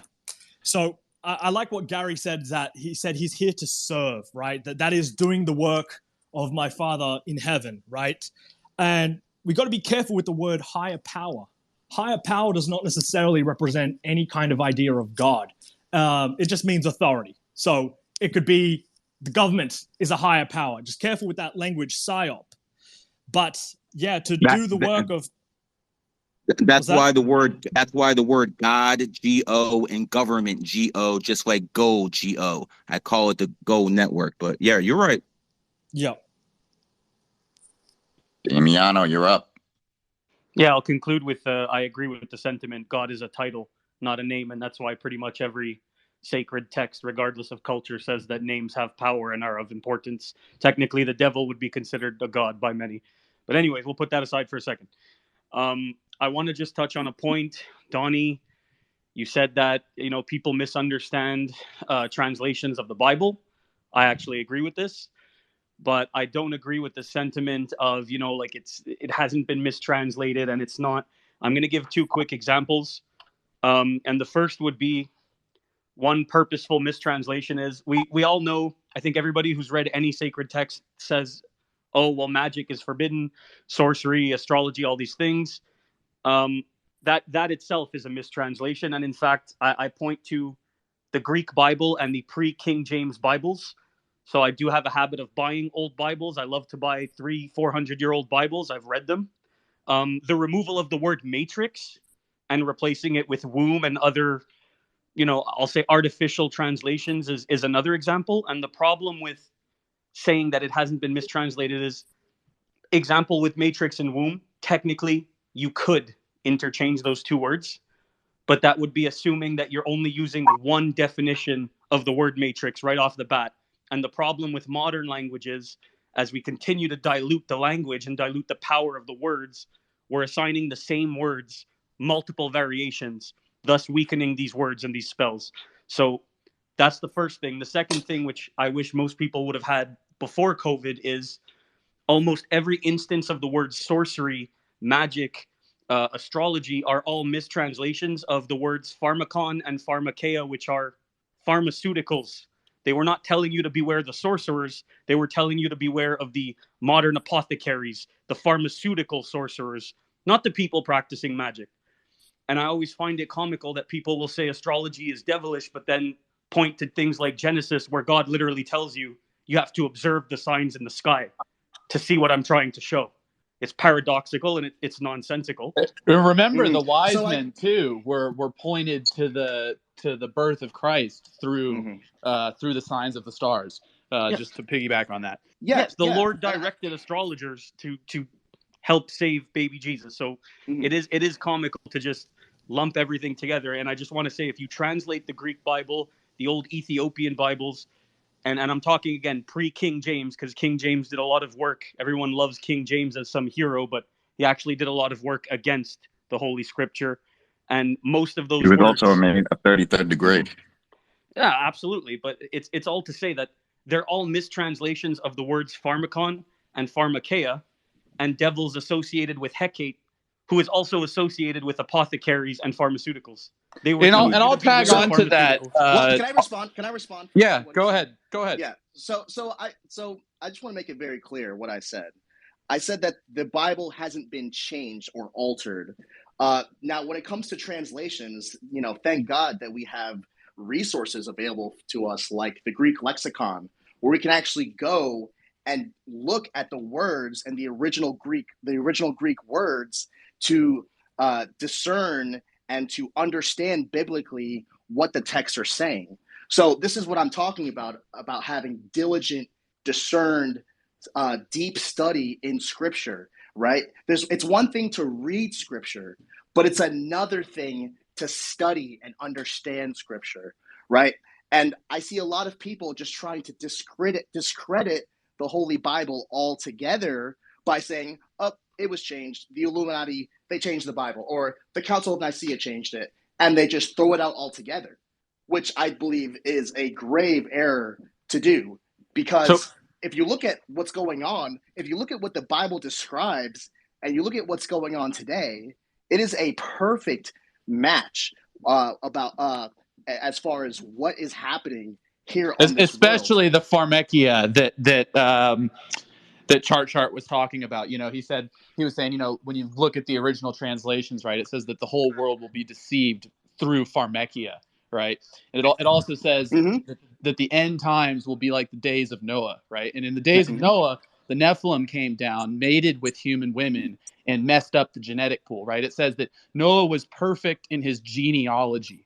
Does not mean he was a perfect man. Means that his DNA and his genetics were not polluted by everything that has been coming, or that came, right? And then you see, and then it says, in these times it will be like the times of Noah. Then you see this mRNA vaccine or shot or whatever that they claim doesn't change your DNA. Triple helix formation. Right. So you see, all of a sudden the DNA pool is getting tainted again. To me, it's hard not to connect the dots. That's just my personal. So wait, opinion. one sec. I want to add on that, Donnie, before you go. And Donnie, I don't want to come across as disagreeing with you, because I'm actually agreeing with you. So I'm just saying, perhaps a change in the terminology of the message, because I agree that we shouldn't discredit the Bible or any sacred text based on a mistranslated word. But when you say the Bible hasn't been changed, to kind of expand on the point here, if everybody read the Bible that said exactly what I just said, if it said don't trust the pharmaceuticals instead of, don't trust the sorcerers, people wouldn't be avoiding the people on the subway and on the bus that are talking about, some basic magic. They'd be avoiding the pharmacies on every corner. But because that word was changed, the message has been diluted and changed. So I'm not saying the Bible was changed, but I'm saying the message is being changed through these mistranslations in such a slight way that it's causing a grand deception that we're already seeing the consequences of. So to be clear, I'm agreeing with you. It's just that the way that you had initially said it, like the Bible is not changed. So that's what I'm trying to elaborate and clarify. Okay, yeah, no Damiano, problem. very well said. I want to add something to this conversation. And, the way I look at astrology, numbers, things like that, or studies that we all look into, magic, this system was created by the creator. What this stuff is simply studying and understanding the system that we live in.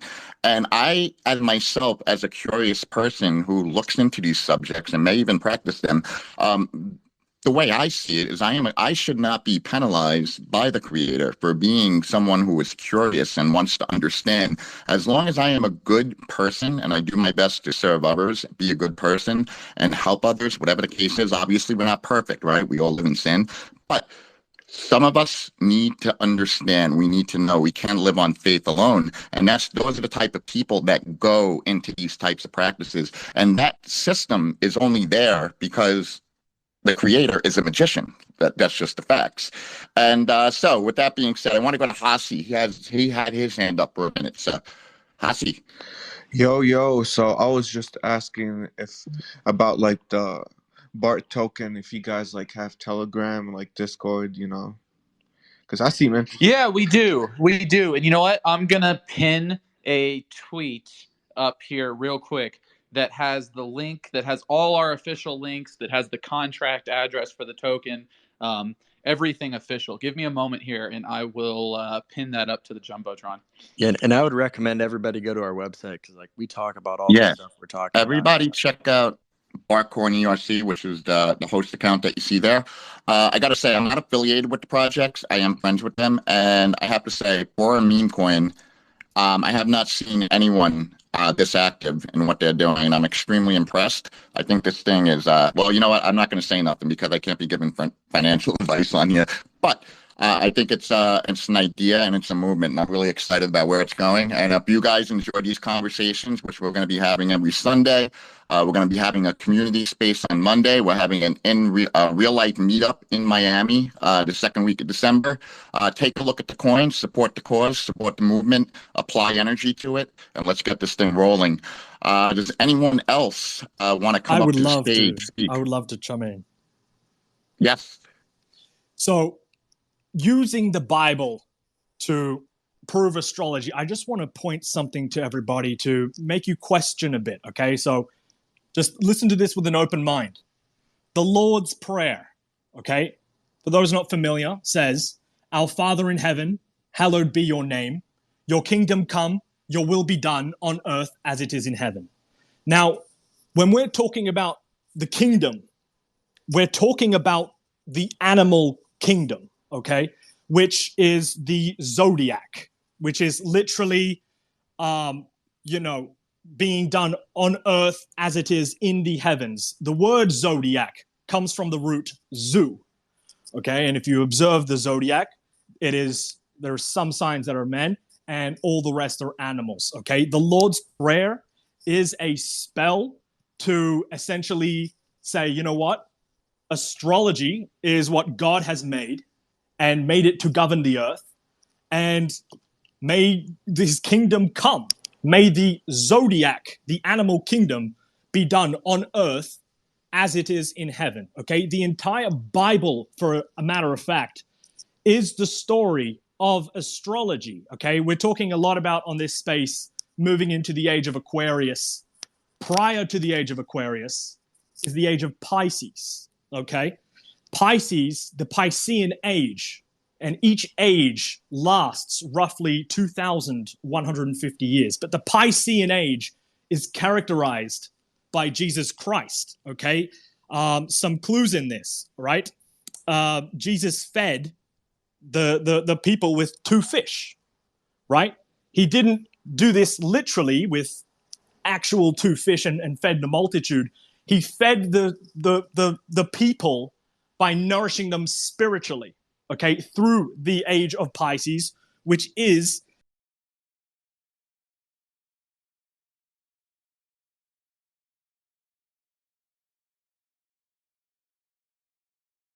the age of Jesus, okay?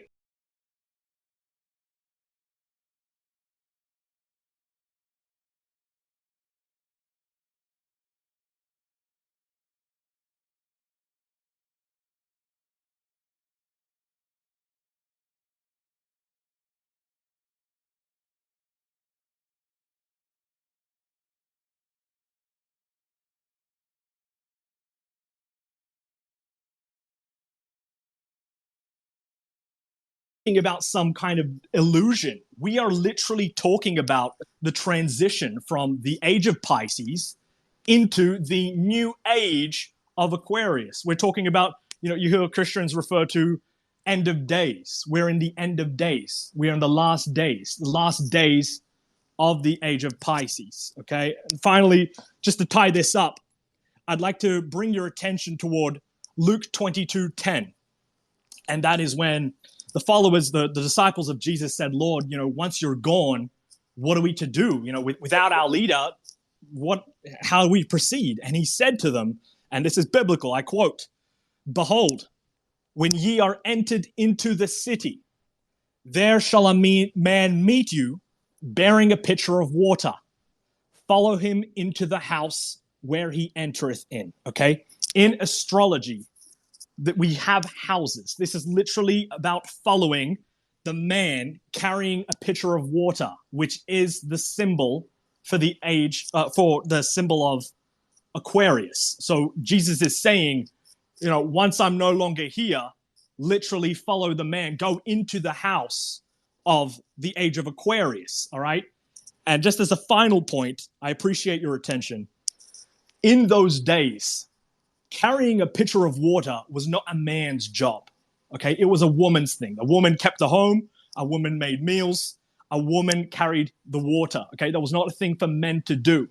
So for it to be listed here in the scripture, follow the man carrying the pitcher of water, go into his house, it's quite a peculiar thing because it is literally talking about after my age of the two fish of Pisces, go into the house of the man bearing a pitcher of water.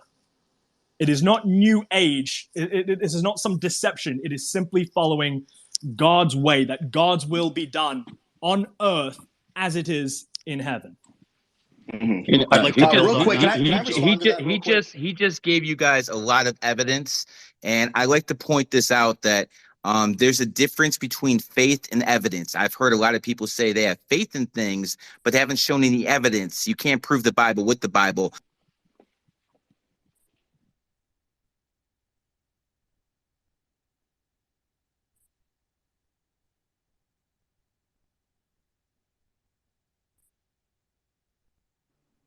I'm not hearing anything on Gary's end. I wasn't sure either. Yeah. I can't Yeah, either. no, I'm not hearing him either. Someone tell Gary to reboot. In the meantime, can I respond to what he said? I would like to also add to that after Donnie. Go ahead, brother, because I kind of perceived that was directed at you. Yeah, so when we're talking about the new age, right, and the kingdom of God, so I remember you were talking about the Lord's Prayer, thy kingdom come, thy will be done. Thy kingdom come is a reference to the millennial kingdom, which occurs after the Great Tribulation period, where God's wrath is poured upon the earth in the form of 7 trumpets and 7 bowls. And the kingdom that is being talked about here is when the Father makes the Son's enemies his footstool, and he shall reign 1,000 years on the earth. And after this 1,000 years is where we will have the eternal state, according to Scripture. But the very term New Age, which, by the way, was coined by Alice Bailey, who was, believe it or not, the founder of the Lucifer's Trust Publishing Company, which she later changed the name from Lucifer's Trust to Lucius Trust because it was a little bit on the nose, right? Can't be too on the nose with this stuff. So she coined the term New Age. And what the New Age is simply a counterfeit imitation of the true New Age, the millennial kingdom, that Jesus Christ brings upon the earth after his enemies are made his footstool and after the Great Tribulation period. So this, and this is another really interesting thing, is that Satan is an imitator. He does not operate by outright opposition, but rather he operates by imitation and infiltration. And if you look at Alice Bailey's work, like, for example, her book, A Treatise on White Magic, you'll find that she was a big proponent of bringing about the kingdom of heaven on earth. But which kingdom of heaven was she talking about? It wasn't the one described in the Bible. In fact, she said that through the spiritual awakening of mankind and finding their divinity, that we will bring about the new age of Aquarius. And it's very similar to what Aleister Crowley said. See, this is called different things by different people, but Aleister Crowley had this concept called the Aeon of Horus, right? You have the Aeon of Osiris, the Aeon of Isis, and the Aeon of Horus. And in the end, the current age that we are in, according to Crowley, was an age where mankind was focused on God and everything was about God. But in his eyes, he saw a new age coming, which he refers to as the Aeon of Horus, which is where our focus would shift from the focus of God to the focus of man becoming like gods, our own gods. And like I've said, I believe that this is the same beast kingdom that is talked about, where humanity wakes up and goes into this new age, discovering their true power and consciousness and human divinity. And they shall say the very same lie. They shall recite the very same lie that was told to them by Lucifer in the garden, that we are gods. Because when all of this happens, when this awakening happens and people, fight back against this tyrannical New World Order, and will overthrow them, by the way, you know what people are going to say? They're going to say, where was Jesus? They're going to say, Jesus didn't come back on the clouds. I sit as queen. Mm-hmm. I will see no sorrow. Mm-hmm. That's right. She will say, I sit as queen. I will see no sorrow. Let's And take it over indeed- to you, one witness. Go ahead. Thank you No, kindly. you know what? You know what? I have a problem with this is I've You been have a pushing problem not numerology interrupting firstly and hold on. foremost. I've been pushing numerology. Hold on, guys. Just had to mute everyone there. Let's take it to one witness, and then Gary, we'll go back to you.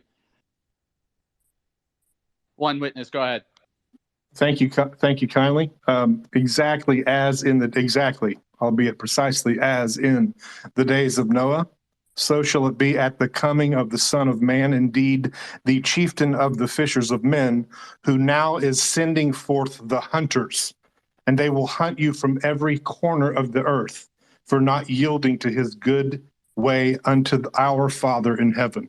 He was speaking of Yirmiyahu's warning, the prophet Jeremiah, in stating that if you do not respond to the fishers of men, multiple fishers of men, and the chieftain of them, that he sends forth the hunters. These are the sons of Belial, the sons of the crescent moon. In Akkadian, a reference to, of course, the son of the bullhorns.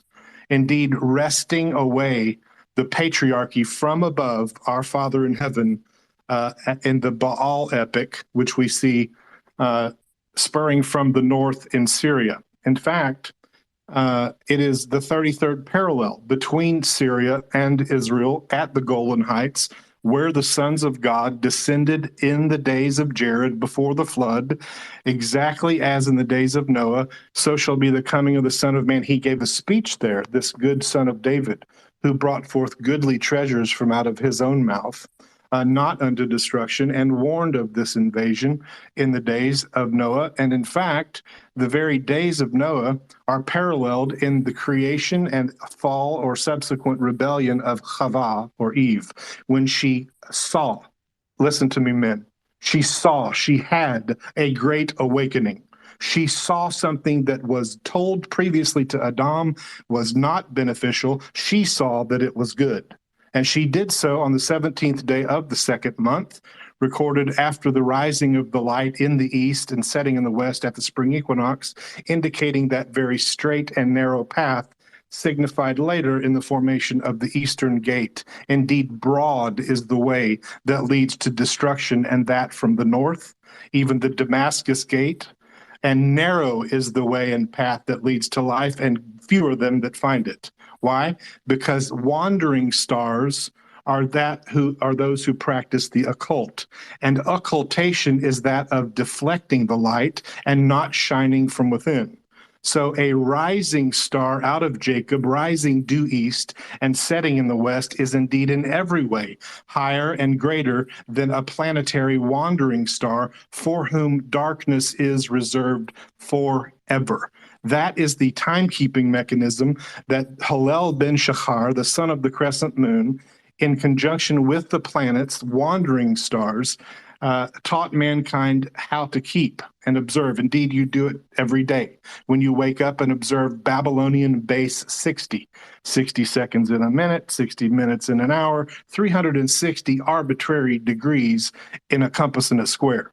That fulfilling Enoch's own testimony that it would come to pass as he testified indeed before the days of Noah. So we are being groomed to embrace, as it states in the scriptures in numerous locations, the notion of ascension while in our presently decaying, rotting wineskins in the flesh, which is what the world is indeed endeavoring to do. It is the notion of seeking to escape death and ascending above the stars of God, making ourselves be like God while in the flesh. Now, the Son of David clearly put this down by not just words and sophistry and vain deceit and the scratching of the chin with a like pile. He actually fastened his flesh to the stake, the execution stake, by choice. Why? Because that which is spirit, and that which is flesh, and that which comes from the earth indeed returns to it, and that which comes from our Father in heaven, namely the waters above, indeed being sweet waters, namely the light from above, and namely the spirit from above, ascended and returned to that from which it came, and what came from the earth returned to it. To be sure, there are three that bear witness in the earth: the spirit, the water, and the blood. And so when his spirit, that is the spirit of our Father, that is the spirit that was knit together in his mother's womb, that is the spirit that was knit together in every ear in this room, returned to the location from which it came, that is the Lord of spirits, he was in fact making all things new. Making things new because he, not being a thief and a robber, seeking to ascend above the stars of God and take the water bag, the wineskin with him. No, you're not. You don't put new wine in an old wineskin or it will burst. He did not seek to take his flesh and blood via a chrogma, a mark, an incision, a scratch, a prick in the right hand or forehead. No. Because that, not third eye, but that one eye, that good lamp of the body, behind the veil of his flesh, he allowed it to be torn, making straight a good way, indeed a narrow path. Not taking the flesh with him into the heavens, not seeking to mark or scathe or penetrate or divide the eye that is the lamp of the body. Don't you know that if the eye is whole, it is full of light and then gives the whole body light as a result? No one puts a lamp under a bushel, do they? Not a dome of the rock from a gold digger in Jerusalem, soon waiting to receive Hillel ben Shakar from the north, the man of sin and son of perdition, via the broad way, the Damascus gate leading to destruction. You're not going to take your water bags with you, fellas. No way, no how. In fact, a good man, a good man bringing forth goodly treasure allows sweet waters to come from his mouth, bringing good tidings from Judea, Samaria, unto the uttermost dark, foreboding Babylonian deception north of Golan Heights, the 33rd parallel, where he indeed did pronounce that he would be reversing the curse. No man does that while seeking to ascend in his water bag. No, he lays it down for that's proper Zionism, not to be confused with hijackers within and godless reprobates from without seeking to devour what my Father in heaven established. In no uncertain terms, not a wandering star practicing occultation from the raging waves of the sea, chanting death to Israel or death to anywhere. One sows and then reaps. And so when we sow via the foul, hot south wind, then we, of course, reap it, do we not? Good treasures, kind words. Very articulate, my friend. We good on the sermon yet? Can I respond to this? No, I don't think you are. And by the way, brother, the thing that you thought wasn't in your ear, it's in your chest, and it causes your tongue to reverberate in every manner of malfeasance. That was I quite enjoy hearing different perspectives. I think it brings fruitful conversation. Yeah, that's what it's all about. I love hearing that. Bart Alchemist has his hand up for a while. I'd love to hear from you. Yeah, I mean, and honestly, most of this stuff's on our website if you go to bartcoin.vip. But I think kind of the overarching idea is that mankind has gone through an alchemical transmutation into some form of fantasy-based reality, right? That whether you believe it or not, the people that are in power, whether they're, reptiles, demons, whatever, they are using ritualistic magic. They're timing up, these numerological events. I think 9/11 is probably when most of us woke up to a lot of this stuff, right? But you look at 9/11, the towers were literally designed 33 years before they were destroyed as the two pillars of Freemasonry. You have Joaquin and Boaz, and in between them you have Isis rising, right? And in between is the synthesis into, the one world, right? So I think it's important to kind of step back and make sure that we're not falling into these Hegelian dialectics of this versus that, light versus dark, right? Very, very well said, my friend. Let me respond now. Thank you. I, know there's two things. There's faith and there's logic. And when people start giving Bible sermons, it sounds good, but there's no actual evidence behind it. It just sounds good. And yes, you can get people riled up, especially if it's a really good speaker. They can get people all riled up. It sounded terrible to you, didn't it? I think you all. No. Hold on. Now you're interrupting me. Now, see, what I'm saying actually disturbs you. I get it. But here's what I'm going to try to tell you. In my life, I like to know things. I want to know exactly. I don't want to guess. I don't want theorisms. I want to know things. I wanted to know why some people were very, very wealthy and others weren't. And then I found out 6 out of the 23rd richest men in the world are born on the 28th, like Elon Musk and Bill Gates. I wanted to know why some people have charisma and why they can capture people's minds and others couldn't. And then I found out Joe Rogan's born on the 11th, and so is Alex Jones. When I actually wanted to know, why are some women so freaking attractive? Oh, they're born on the 5th, 14th, 23rd. And then I found out, the English language is based off the numerology itself. Because if you understand 5 is the number of sex, you understand the E is the 5th letter, and that's why it's in the spelling of the word. Just like reproduction, just like seed, just like egg, all E, 5. So once you start understanding, I don't need to have a belief system anymore because I have a knowledge system. I have a knowledge-based system. Hold on. I have a knowledge-based system. And because I have a knowledge-based system, I don't have to believe in fallacies. I can cross-reference everything. I agree with that, brother. Believe this, that unless a kernel of wheat falls to the ground and dies, it remains alone. But if it dies, it bears much fruit. So to be sure, casting seed into the soil brings forth fruit, even at the right time. So that's a matter of fact. That is a matter of concrete, hardcore evidence. It is not a matter of simply hope that is lost. Faith is not about hope that is lost or hope or hoping in a dream. It is about rightly being able to discern via the Spirit what is occurring around you. So tomorrow morning, after you get done and after we get done here today with the rah-rah, you're going to look in the mirror and you're going to see that reflection back in your face. And I love water it. bag And I that you love have. it. And I love it. I know you do. To be sure you do. And you're going to I've enlightened millions of people this year with numerology. Absolutely. I know. That's right. That's what I was civil. trying to tell you. Planets love the light outside, not shining from within. That's what I told you earlier. So when you look in the mirror and it reflects back to you, that was taught to us, by the way. Mirrors were taught to us by the sons of God that descended in the days of Jared before the flood. The mixing together of the alloys in the earth so that we can indeed be vain and stare at our own reflection like Narcissa. But I'm not staring my reflection because I'm attracted to myself. I'm staring at my reflection because I've done good deeds. I've spread God's language, numerology, mathematics. See, you, my friend. Here's the thing. You have no evidence. I can prove what I say.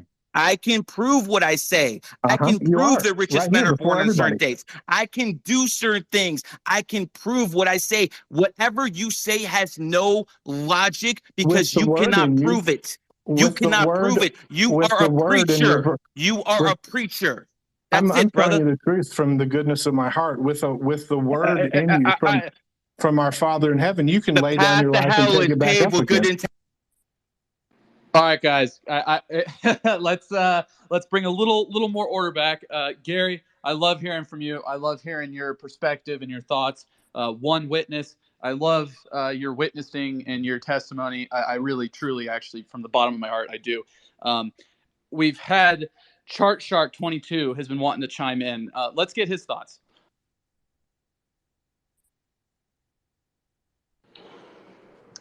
Personally, I think what we just saw was a beautiful thing. And for anyone who's paying attention, history will make a lot more sense. And the reason for that is we had Ruby and Donnie dissect the same text and come to two completely different conclusions. And I personally think they're both right. I think to dilute the Bible or any sacred text and say it only means this versus that, or it's only physical and it's only real but not spiritual, or it's only spiritual and not physical, I think it's ridiculous. It's multifaceted. If it's truly the word of God, how can we ever bring it down to our level truly 100%? We're not. Same thing with Gary and One Witness. It's awesome, but you also see how easy it is to divide people using the same set of words and the same sequence. And if you study history, you're going to see a lot of that. And I agree with you, Chart Shark. I think, right, someone brought up the Lord's Prayer and how it says, on earth as it is in heaven, right? Meaning if something manifests, if something is in the spiritual world, right, and it is speaking on the spiritual world, it also manifests in the physical world, right? So that's why you can see, that's why you can take the scripture and you can have one thought process behind it, but then you can also see another thought process that says, well, clearly this relates to numerology. Christ was crucified when he was 33. It was at 3 p.m. All of these astrological and numerological contexts kind of manifest themselves in the holy texts. And I do believe it's because of the law of correspondence between the spiritual and the physical. That's my thoughts. I do want to just conclude with that, in saying that, I do, how to articulate this. I think that once again, Donnie and Gary are both right in different ways. I do agree a little more with Gary in that occult knowledge is beneficial. I do think people should know it. I do think where I agree with Donnie and with this whole new age, the system is, if you look at scripture, a lot of occult methodology is not prohibited because the practice itself is prohibited. It's about intentions and where you're aligned. So in certain passages, you'll note that the practices are forbidden, and then you have the addition of to test God, to go against God, to try and surpass God. Equally, these things are not inherently prohibited because the practice is prohibited. It is once again always coming back to the intention. And in these golden ages, these, beginning biblical times, people had all of the information. I think having only snippets of this information, giving regular everyday people only fractions of this knowledge, is more detrimental than it is good.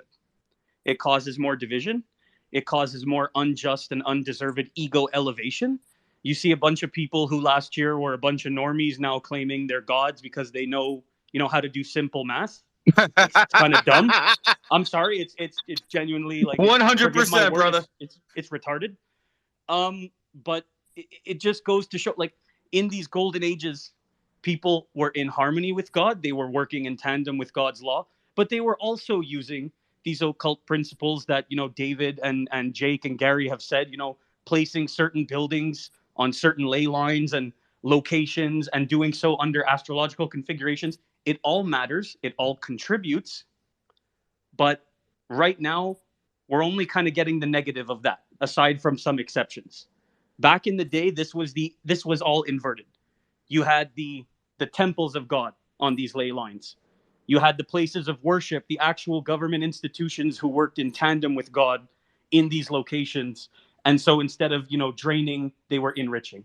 So I agree with Donnie that this is contributing to some new age society, and we will likely see, before the New World Order, we will see this kind of rise and fall of new players who will seemingly be saviors, but who will be worse than what we're dealing with now.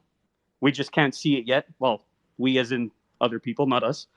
But at the same time, I don't agree with just placing all occult knowledge and sort of, well, it's just forbidden and we're going to just recite, heavily mistranslated and edited text and saying it's all bad. So Which there has to be text some were kind you of balance. confused about? Hold on.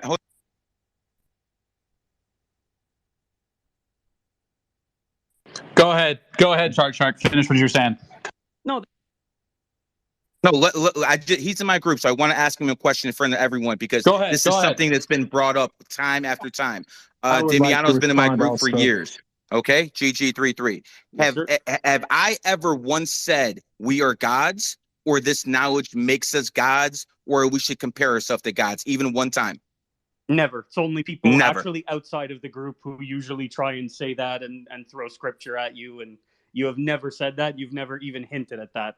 Not one time. So all the people who are out there who are saying, oh, if you have this knowledge, you're going to think you're a god. No, I actually preach the exact opposite. I'm a nobody. I'm in a human body, which is going to be replaced. I am actually just a frequency of energy. But I will say this, the material matters. What people believe in matters, and morals matter. And if the knowledge is out there, you have to make sure the people with morals actually have them. I'd like to thank everyone. Gary. I want to thank everyone for the space. It's been a true pleasure talking to everybody. And the last thing I'll tell everybody, and I hope everyone can agree on this one point, try to leave the world a better place than you found it. That's it. Gary, thanks a bunch, man, thanks for being here with us. We are going to start doing more spaces more regularly. I think it would be great if Bart did a spaces that was focused on numerology and kind of explaining for people that, especially that know nothing about it. We'd love to have you back and kind of explain a little more about what you're in Miami. You can just hit me up. We'll figure someplace out how to do this. I mean, this is how it works here, brother. Anyway, so it's a pleasure. All the GG3 members in here, I appreciate it. And again, do your thing, guys. Bye-bye. Thanks, Gary. Take care, Gary. You know, one